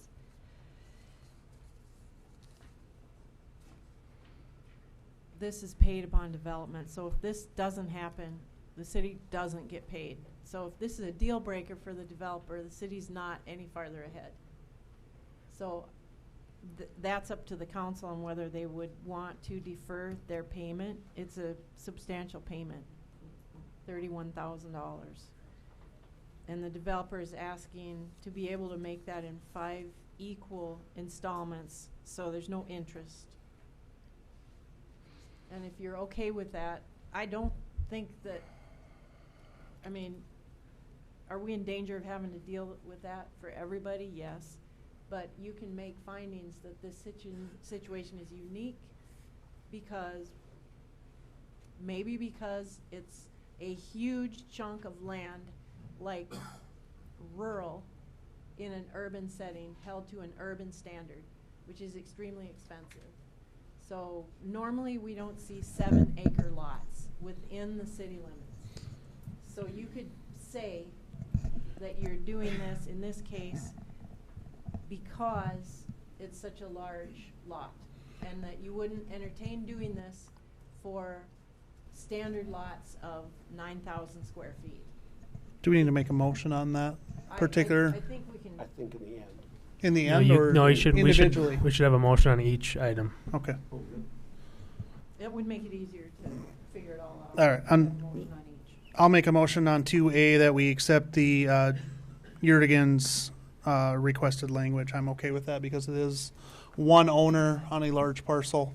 I don't think it sets the precedent. You know, it's not a subdivision. It is one owner, one land, one house, no secondary house being added unless they come back through the whole process. So I'm okay with that. Structure. One structure, excuse me.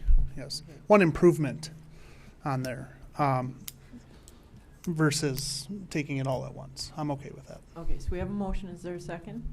Second motion by Lallam, second by Albertson. Any discussion? All those in favor of the motion signify by saying aye. Aye. Those opposed signify by saying nay. Motion passes. Okay, now we can move on to 7E, which is the city's reservation of the right to order sidewalks installed. They've requested some conditions be placed upon when that would be installed. So you can either go with the standard language, go with the language they requested, or something in between. And this is the one where I said, we already have waivers of right to protest in Valley View Edition, so I'm okay with the 4th Street requirements. 2nd Street, though, is different. We've got existing homes there. We're making an implication that we're going to order sidewalks in on those homes someday before Yurdians would have to put their sidewalk in. And I don't think that's good. Mayor, I like our language. Is that what I'm reading up here? Is Yes. our language? Yes. I like our language because we have then the choice of whether we want to order all or part of it in. If we don't think part of it should go in, we have the right to not order that part in, correct? Right. You know, and if that's an issue with 2nd Street we need to sort out, then it does. But I think we need to stay with our standard language. Okay, and can I make a motion as such? Yeah, you But can. let me just say, let me ask this question. Would we want to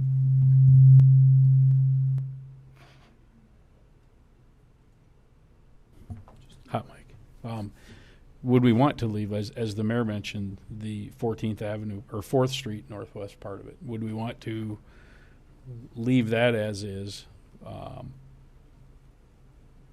In lieu of the fact that this is so unique and they are putting the bike trail in, would we want to do that? Have the standard language for the, I don't know if we could do that or not, but Why don't that we makes sense to me. So if we did that, Bruce, I think we need to leave, Matt, correct me if I'm wrong, we need to leave that language on E in there and just add the Yurdians' recommended language to it, not replace the city part. And just taking out the 2nd Street language? Yeah, take out that first sentence. And so we have E in there, followed by as to the 4th Street Northwest, and so on. While I disagree with pulling the sentence out, I think your construction is accurate. Yeah, I agree. Does that term all in there, though? Yeah, we have waivers of right to protest on all. No one there would be surprised if the city just ordered it all in. I guess the question is, what is the necessity for a sidewalk? How do we feel about the necessity for a sidewalk on 4th Street?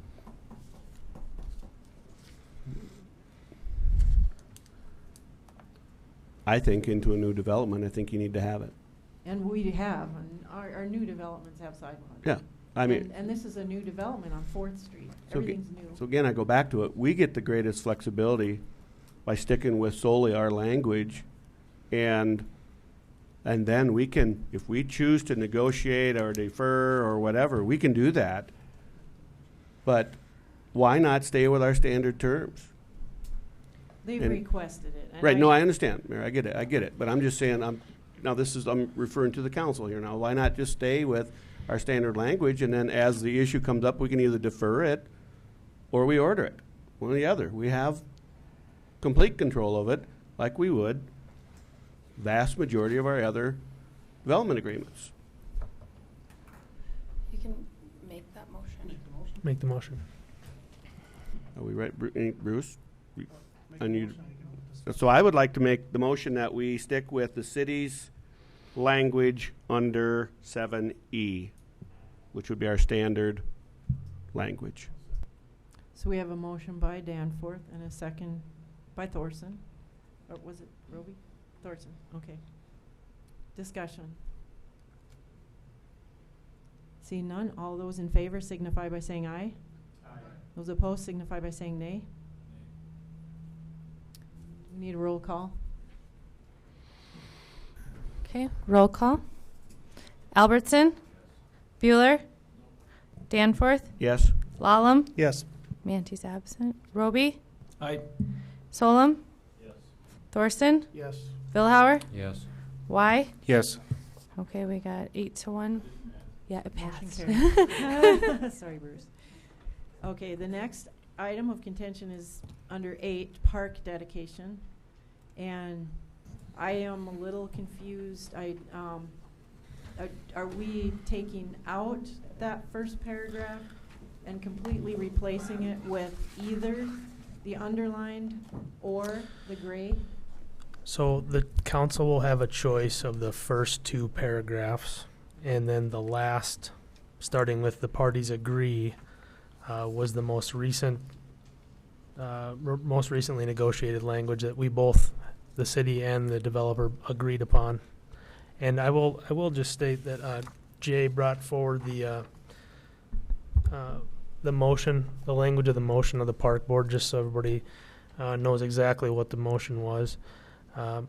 Motion by Shriver to accept cash in lieu of land in the amount of $7,053.70 to meet park dedication ordinance, contingent on an agreement subject to city attorney approval that guarantees a trail in a yet-to-be-determined location on right-of-way, deeded property, or easement along 4th Street Northwest with a yet-to-be-determined construction standard.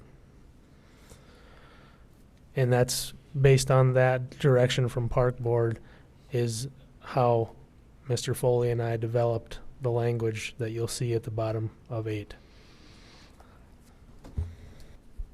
So the park board would be just that first paragraph.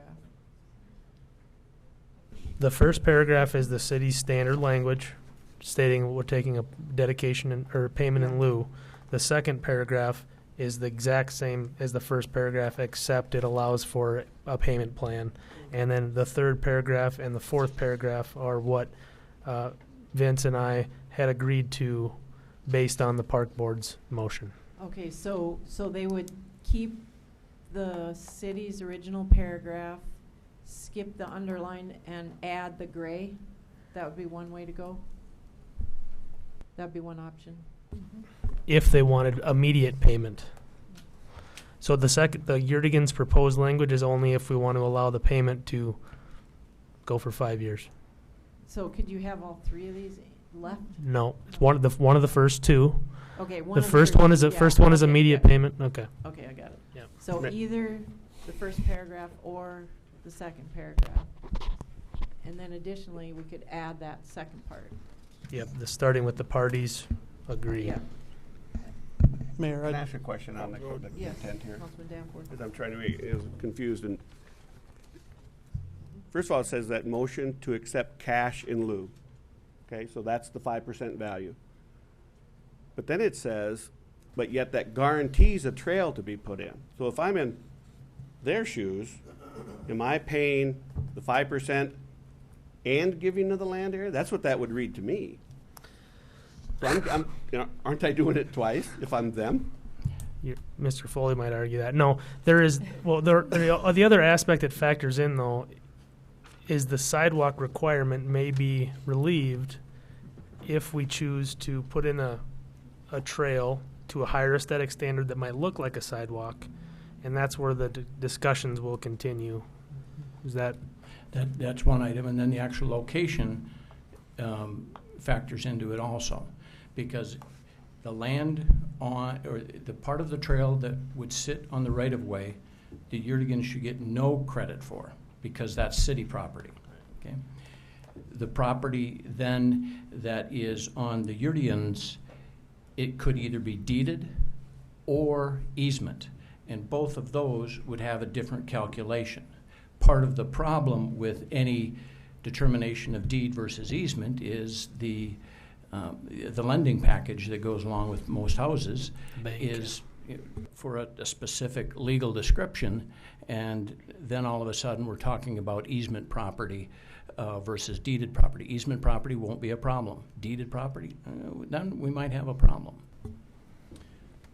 So in essence, yes, we're getting the payment in lieu, and then if we get 2.67, 3.67, 4.67, it may offset that payment and they would be reimbursed for any.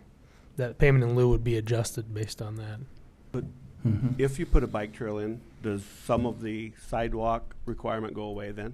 Well, and what we've normally done is if a bike trail goes in, the developer pays their pro rata share of a sidewalk where the bike trail goes.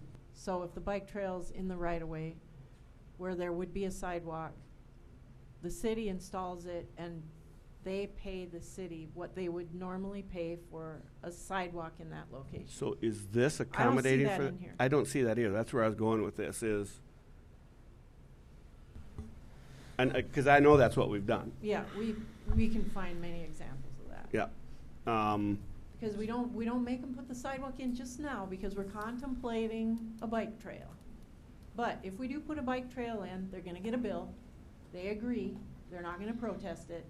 They're going to be required to pay their pro rata share what they would have paid for a sidewalk because they acknowledge they have a requirement to put a sidewalk there. So if we take a look at the 5% in lieu of, and gosh, I don't know how you figure it, but let's just say today's terms are what the total sidewalk requirement would be on that side. I mean, that should be built into this, right? Normally it would be. It would be and should be, because that is a factor. I don't want to forego a sidewalk, pay for land to get a bike trail that we could take anyway. That may be what, that's why that language isn't specified in there. If one, hasn't been discussed yet how that would work, but I suppose it's possible the city would just put a bike trail in right up to the road, although I don't think we want that, and then also require them to put a sidewalk in still. That's possible. That's a possibility. So we don't want to, and that's what would get negotiated through this agreement. So are we covered with this language then? We're covered because of the previous language where they reserve the right to order the sidewalks. Okay. This is park dedication. And it doesn't relieve them of the requirement to build a sidewalk. But we can negotiate that. When we have the more detail. Right. Or, as it's written, we can just take the money. And when do we get that money? With the end of 2 years or whatever So your choice is money now or money over 5 years. I think it's 5 years. I'd make the motion that we accept the Yertigan's requested language over a 5-year period. It goes back to the same argument as what we had before, so it gives them a little bit of time to get it paid off. So that would be my recommendation. Are you including the grade? We just do one or the first or second one first, right? I would do them. I do separate. Do separate? Yeah, one of the first two first, and then approve the third and fourth. Okay, so your motion is to approve the time payment. Yes, over a 5-year. Okay, we have a motion for Lallam and a second from Y. Discussion? Seeing none, all those in favor signify by saying aye. Aye. Those opposed signify by saying nay. Motion carries. Okay, now we talk about payment in lieu of park dedication to be adjusted. So is that kind of an all or nothing of the grade material? Yes. Okay, so Except for 4.7 and 2.67. Oh, correct. Yeah. Well, it says 4.67 on the copy we have. yeah. So That if was you're asking them to Just, we're going to come back, so Okay. we'll come back once we get a design. It might be moot anyway. Okay, true. I mean, I can't say they'll accept the 4.67, but Yeah. we might accept it under protest and continue once we work through the design with Park and Rec. Okay. So is there a motion to add the remaining language or not? We have a motion from Vilhauer and a second from Y. Discussion? All those in favor signify by saying aye. Aye. Those opposed signify by saying nay. Motion carries. And that's it, right? No, you need to Oh, the D. D. Well, And I don't know technically how to do that, but I don't need our language anymore. He withdrew his proposed language, so A motion to accept or not, or to eliminate. you can make. I somebody can make the that motion to remove the Yurdigans language on D. D. Okay, motion by Lallam, second by Thorson. Discussion? Motion is to remove the Yurdians added D. All those in favor signify by saying aye. Aye. Those opposed signify by saying nay. Motion carries. Okay, so we have a development agreement, You need to vote on the development agreement. but first let's vote on the plat. Correct. And then the development agreement is necessary. So there may be extra land, but we don't know yet because you've got that flexibility in there. So the plat can remain the way it's posed. Is there a motion to approve the plat? So moved. Oh, sorry. I'll move it We again. had a motion and a second for the plat. Oh, we already did. Yeah. Okay, That that's was right. what- That was yeah. a long, long. That was time ago. yesterday. That was a long time ago, so it's fine, yeah. The Okay, is motion- there any discussion about that? It was to approve the plat as shown. Yep.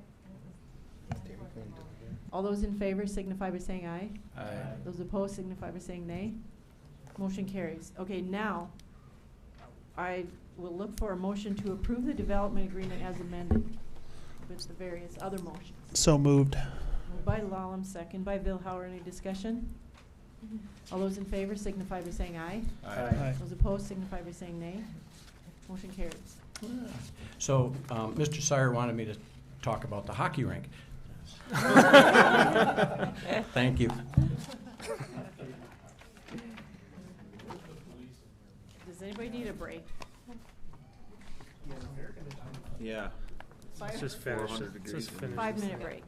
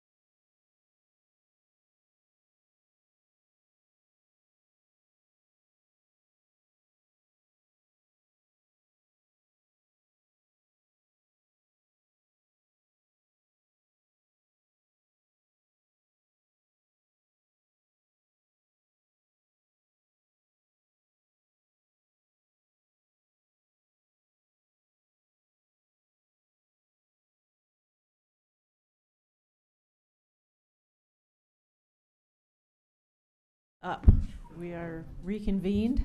Item number 12 on the agenda is authorization for the mayor to sign grant extension for the Upper Big Sioux River Watershed Implementation Project, Segment 7. I look for a motion and second for approval. We have a motion by Solemn and a second by Bueller, and I see Roger's here to tell us briefly what this is. Roger. Yes, Roger Foote. I had to push the right button. You know, that 5-minute break could have waited 5 more minutes. Oh. Sorry. Basically, the purpose of this is that 2 years ago, when we went to the DNR to get approval for the grant, we asked for a 3-year time period with the funding and whatnot that goes with it. When the contract came back from DNR, they had changed the language to reflect 2 years and not 3 years. It was a little confusing at that time, but they said, don't worry about it. When you get down to the end of the 2 years, we'll extend you a year. We have received that language that came out in the package that is approved by them. They would like the mayor's signature, and then they'll re-sign it as well, and we'll be good to go for another year. So the contract's verbatim except for the dates? Correct. Okay. Any questions or concerns? Councilman Bihar? So we're not committing ourselves to anything additional as far as city dollars. Is that correct statement, Roger? That's correct. Okay. Everything that we've done, we set up before their approval with a 3-year program in mind, so we're good to go. All right. We have a motion and second. All those in favor signify by saying aye. Aye. Those opposed signify by saying nay. Motion carries. Thank you. Thank you. Item 13 is the first reading of ordinance number 18-12, amending Title 21, adding Chapter 21.15 R1A, Single Family Residential District. And this came with the recommendation of the Plan Commission. This is the Affordable Housing Committee's recommendation for a smaller lot size. And this is just a first reading, so there's no action. And Brandy, you want to give a quick synopsis of what it is? Yeah, I will make this one quick. So we are proposing that the minimum lot size be 5,000 square feet, the minimum lot width be 50 feet, that there be 6-foot side yards, 6 foot on one side, 9 foot on the other side, and there can be 6 feet on both sides if there is improved secondary access to the rear yard. That was done so then people could access their rear yards. 55 maximum lot coverage to alleviate drainage issues, and then there will be shared walls will be allowed between lot lines as long as each home has sufficient lot width of 50 feet.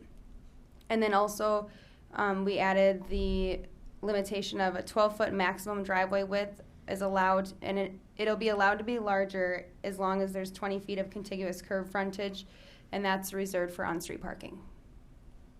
All right. And anybody have any questions about this? I would like to change the name of it before we advertise. We have an R1 single family residential district, so this is R1A single family residential district. I think it would be good to add a qualifier to differentiate what this is. And I was thinking like R1A compact single family residential district, or R1A single family residential access district, attraction district, catalyst district, growth district, progress district, spark district, vision district. I'm open to suggestions, so I just want to plant that seed and let me know if you have an opinion on what we should call it. I just don't want to call it the same thing as the zone we already have. Oops. Any other comments before we move on? Councilman Lallam? Brandy, how does this compare to R2A? Well, R2A, we have the single family attached, but then we have the R2A, which is no new development. So it's a little different, where I think it actually would be cleaner and easier to understand if it did just have a different name completely. Well, does that have to be one, or can we name it something else? Yeah, we could name it whatever. Yeah, we can change the name however we want, but we should do that before we advertise it. Mm-hmm. So we gotta come up We with one advertise now? it soon. Like Yeah, this tomorrow week. I'll be sending it out. Yeah, so think fast. Yep. And R1A is the best I could come up with. I think that's okay. So It yours is can a be single creative. family. It is a single family district, so the R1 part. Well, and we talked about affordable. Some people are apparently think that has a Negative sullied image. connotation. The connotation is that it's a junky zone or a trashy zone or a less nice zone, which isn't necessarily true. Attainable. That's Yeah, attainable. That's another one.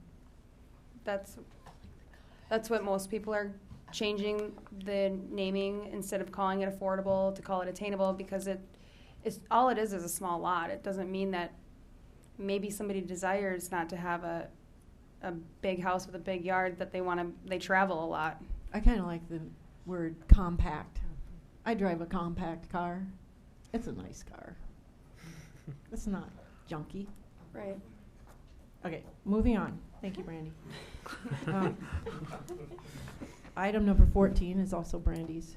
First reading of ordinance number 18-13, amending chapter 21.3203 and chapter 21.90, allowing by conditional use and defining commercial recreational uses within the I-1 light industrial district.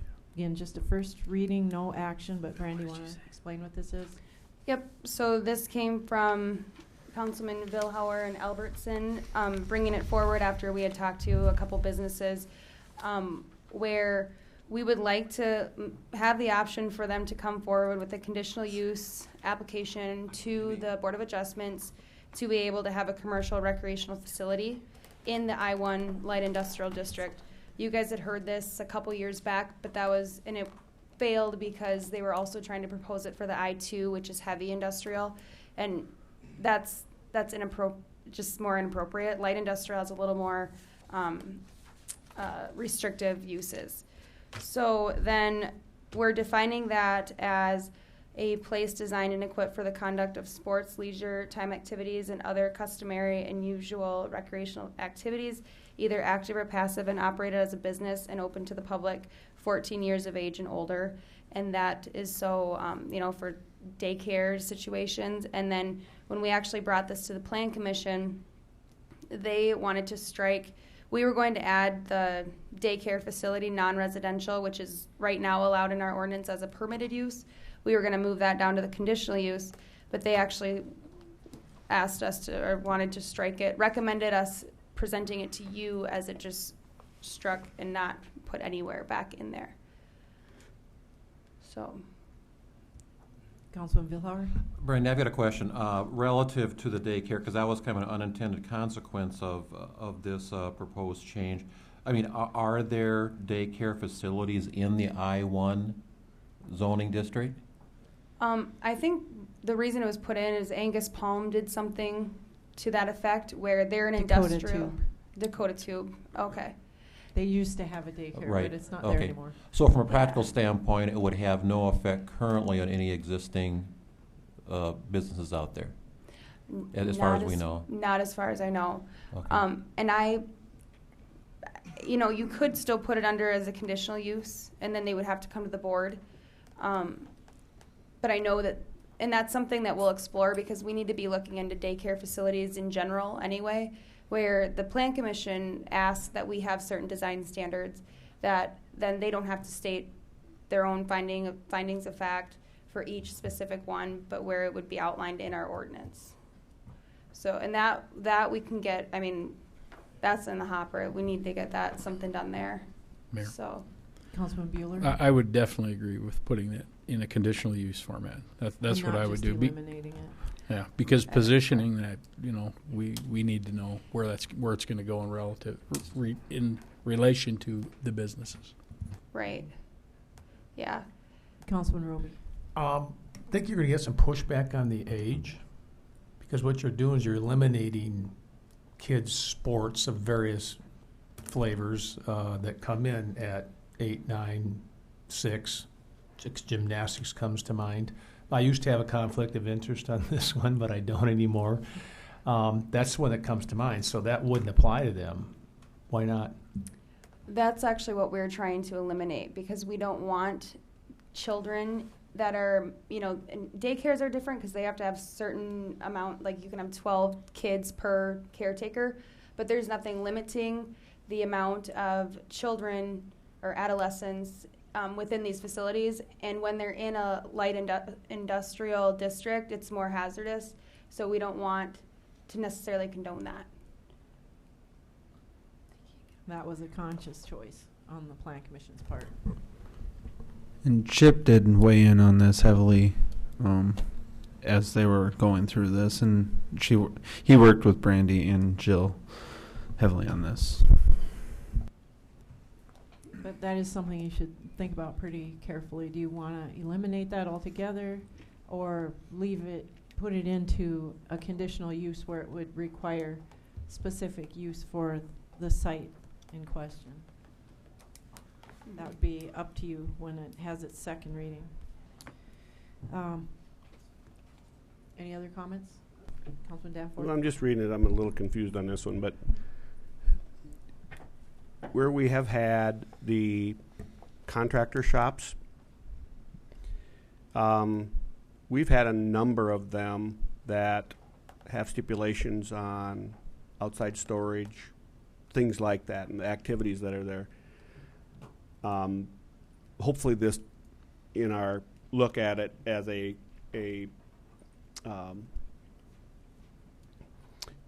what's the use? I'm stuck on the word, but the conditional use, that would look at anything that would be outside there. But what do we do in scenarios like this when we have other areas of businesses? Are the parking ordinances looked at when we look at this at contractor shops or whatever it is? Well, and is parking one of the A through H? Mm-hmm.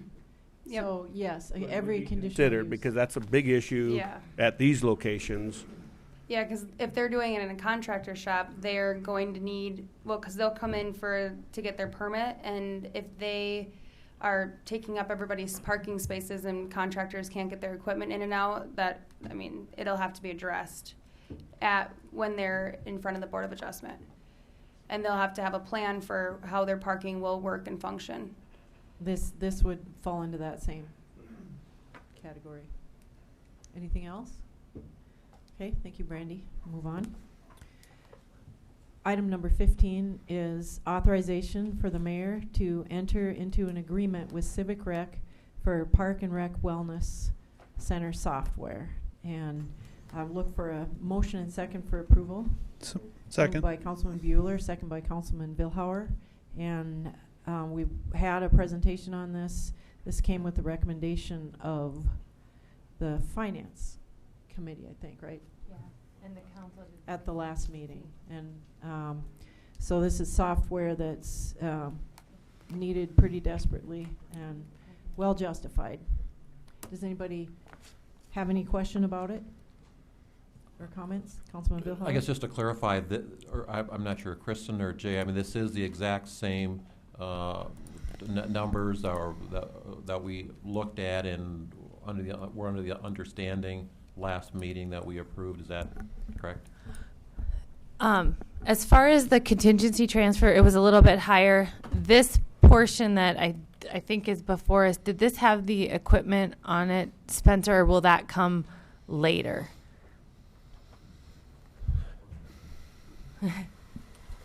The equipment will come later, so this is strictly the software piece, and it's a slightly different just because we talked about it last meeting, but I think there was a $2,500 fee to get the payment processor tied in, so that $2,500 has been added onto the proposal.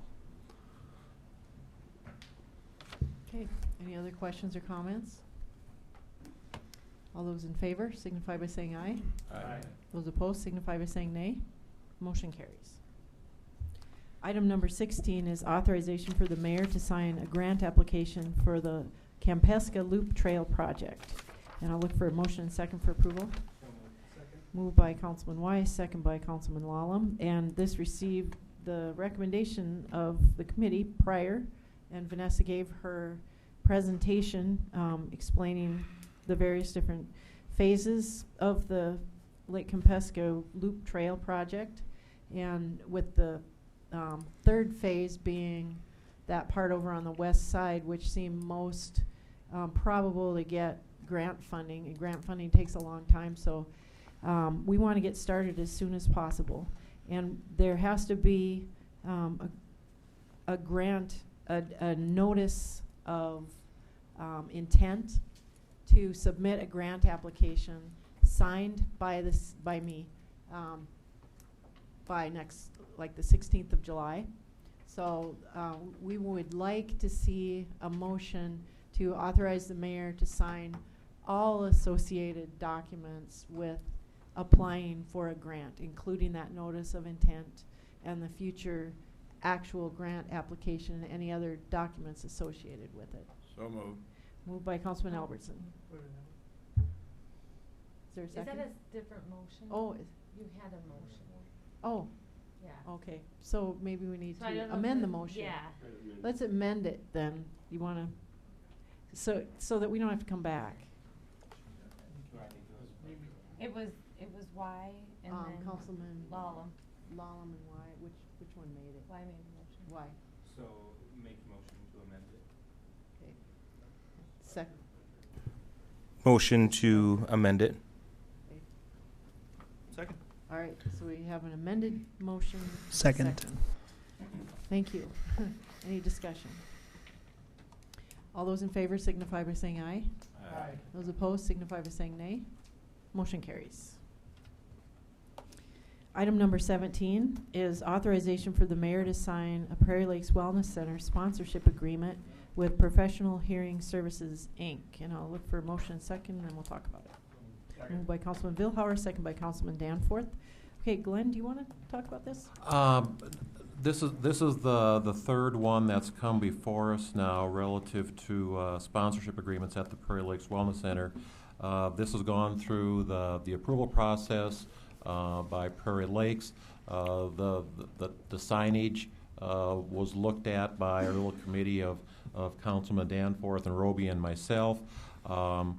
And Mayor, you saw this as well. Matt, you've worked with Ryan on the contract itself. I guess I have nothing further to add at this point other than recommending that we, and I think, Kristen, you've already billed out the first installment. In fact, I think some of the signage is probably already up, if I'm not mistaken, so probably get the cart before the horse a little bit. But I'd recommend that we formalize this and get it passed. All right. Any other discussion? All those in favor signify by saying aye. Aye. Those opposed signify by saying nay. Motion carries. Item number 18 is consideration of change order number 1, final to the contract with Smith & Smith Construction for the Highway 81 Storm Sewer Structure Improvements Project number 1809 for a decrease of $200. And this came with the recommendation of the committee. And there's just a thing that we didn't do that would have cost us $200. So this is it. The project's done. Motion by Bueller. Second by Lallam. Is there any discussion? See none. All those in favor signify by saying aye. Aye. Those opposed signify by saying nay. Motion carries. Item 19 is consideration of change order number 1 to the contract with Dunnick Inc. for the sanitary sewer improvements project number 1808 for an increase of $12,645. And this dollar amount would pay for fabric, over excavation fabric, and extra crushed concrete for stabilizing the road base. Moved by Councilman Y. Second by Councilman Lallam. Any discussion? This received the recommendation from the committee. All those in favor signify by saying aye. Aye. Those opposed signify by saying nay. Motion carries. Item 20 is consideration of change order number 2 to the contract with Rounds Construction for the landfill stormwater improvements project number 1818 for an increase of $9,794.25. And this dollar amount is to reroute a storm sewer because they ran into a vein of garbage in the dirt. Is there a motion for approval? So moved. Moved by Albertson. Second. Second by Thorson. Or Rowie. Okay. Any discussion? All those in favor signify by saying aye. Aye. Those opposed signify by saying nay. Motion carries. Item number 21 is consideration of a contract with Mac Land Surveying LLC for construction support on shooting range construction project 1619. And we're short-staffed right now, so this would give us some extra help in the engineering department. Is there a motion to approve? Motion by Danforth, second by Lallam. Any discussion? All those in favor signify by saying aye. Aye. Those opposed signify by saying nay. Motion carries. Item number 22 is authorization for the mayor to sign a grant application for the Watertown Airport apron design. Look for a motion and second.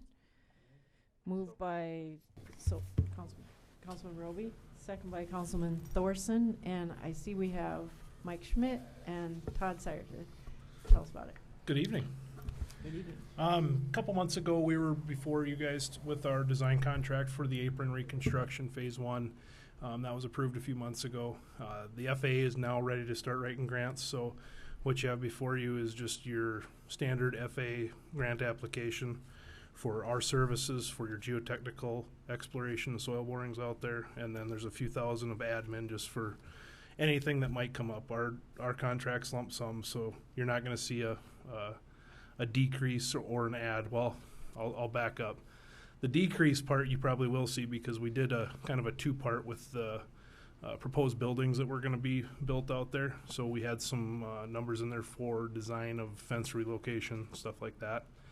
Since that's probably not going to happen yet this year, we will deduct that out of our contract. So you will see most likely a decrease from us unless the buildings are proposed to get built here in the near future. So Okay. I would ask also maybe a secondary or amended motion. Typically the FAA likes a quick turnaround on the grant offer. So once you submit the application, the FAA will actually send you the grant offer to accept the money. And they typically want a fairly quick turnaround with that documentation. So I would ask the council if they could authorize the mayor to sign all the appropriate documents with the grant offer. We amend your motion. Okay, so we have an amended motion and second. So the grant application is for $110,000. $99,000 of it is federal, $5,500 is state, and $5,500 is city. So it's a 95 and 5 share. I love those kind of projects. Pretty good grant program. Thank you. Any questions or discussion? I just out of curiosity, when you do soil borings, I mean, if we already got it there, why, just out of curiosity, why do we have to? Why do you have to do them? Yeah. We have to do them for our pavement design. So we have to know what the soils are with the associated properties. Typically, the California bearing ratio is the property that we use for the FAA's pavement design. That's what it's for. And it also lets you know what's out there. You know, if it's 6 inches of concrete, how much base course. It lets us know if we have some salvageable items underneath there as well. We ran into stuff with the old military base being there, where the concrete was a little different than we thought, in just even just a few feet. So. Yeah. A vein of garbage? We haven't found a vein of garbage yet. All right. Yeah. Be careful. Be careful. Any other discussion? All those in favor signify by saying aye. Aye. Those opposed signify by saying nay. Motion carries. Thank you. There's one thing I just wanted to bring up for information. We recently been told from the FAA they do have I don't want to call it a stimulus package, but there's been $1 billion boost to the AIP program. And they're thinking it's going to be phased over a 3-year process. We don't know any specifics how the program is going to be managed, but certainly we've voiced Watertown as your terminal apron reconstruction as a potential project for that. What they are telling us, and again, this is not set in stone, but it could be a possibility of 100% grant funding, so zero match. You know, I don't know how the eligibility is going to work with the projects, if it's going to be geared towards maybe smaller GA or airports such as Watertown. But just wanted to get it on your radar. It's something we're certainly going to be corresponding with the FAA and getting more information. We know it's not for large. Right. I don't think it's going to be for your major hubs like your MSPs, your O'Hares, stuff like that. So hopefully it trickles down to communities like Watertown. Is there any chance that would be able to be applied to either terminal renovation or construction? That's the hope. That's the hope. We don't have a lot of information on it as of yet. They're just kind of I think they're still sorting it out in Washington on how they're going to manage it and how they're going to determine eligibility and run it. But what we're being told is it's going to be run over a 3-year period. So even if it's not this next year's project, it could be something when you start looking at your new terminal or something like that possibly. We don't know yet. Great. Anyway, we could have like a terminal / ice arena.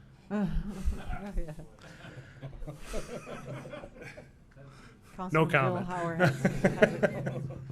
Todd or Mayor, anything to report on the EAS bid? I mean, it's been a couple of months now, and anything to report there? Oh, it was awarded to. Sorry. It was awarded to ADI Yeah. for another 2-year extension, and just to give you, yeah, I believe there was an email that was sent out to you guys, or supposed. Oh. Another 2-year extension for ADI, and we've been doing really, really well this year. Our numbers are actually up from last year, which was a record year for us. So we did just about 1,200 employments in June. Love it. So that's great. Thank you. All right. Is there any old business? Mayor? Yes.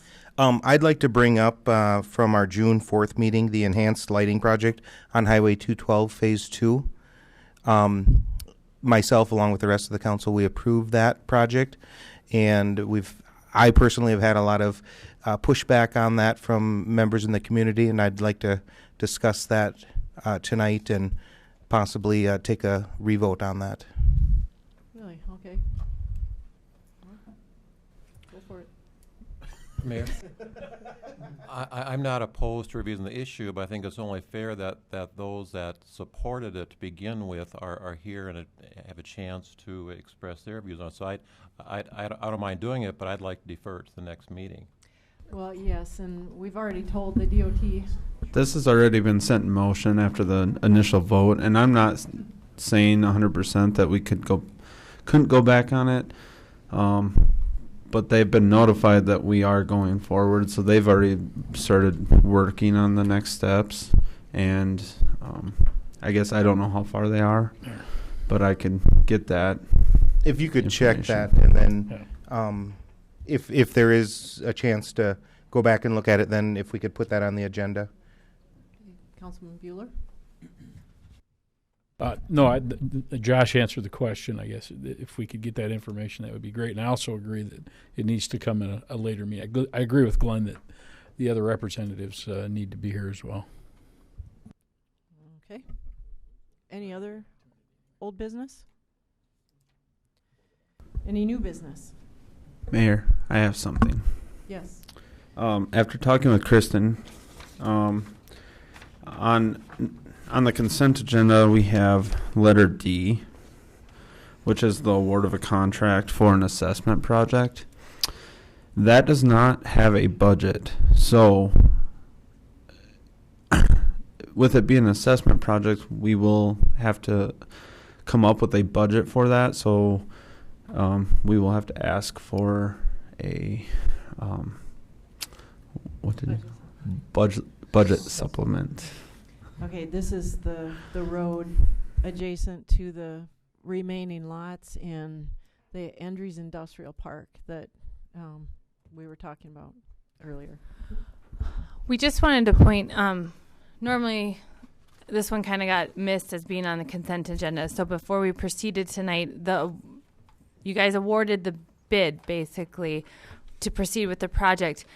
It is not normal for it's not unnormal for a street assessment project to not have a budget with it. They're kind of the unknowns until we know what's happening. This one was really unknown. This was done after the lot was sold. So what will happen now is these actually do come out of the general fund.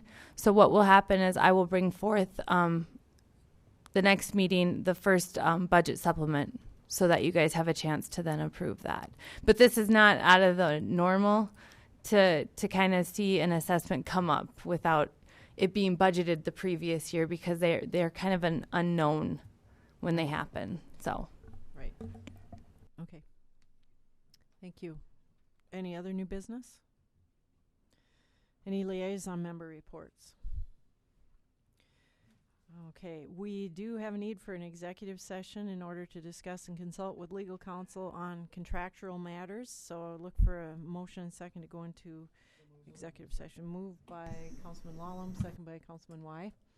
All those in favor signify by saying aye. Those opposed signify by saying nay. Motion carries. We are in executive session. Oh, we do not expect action when we come out.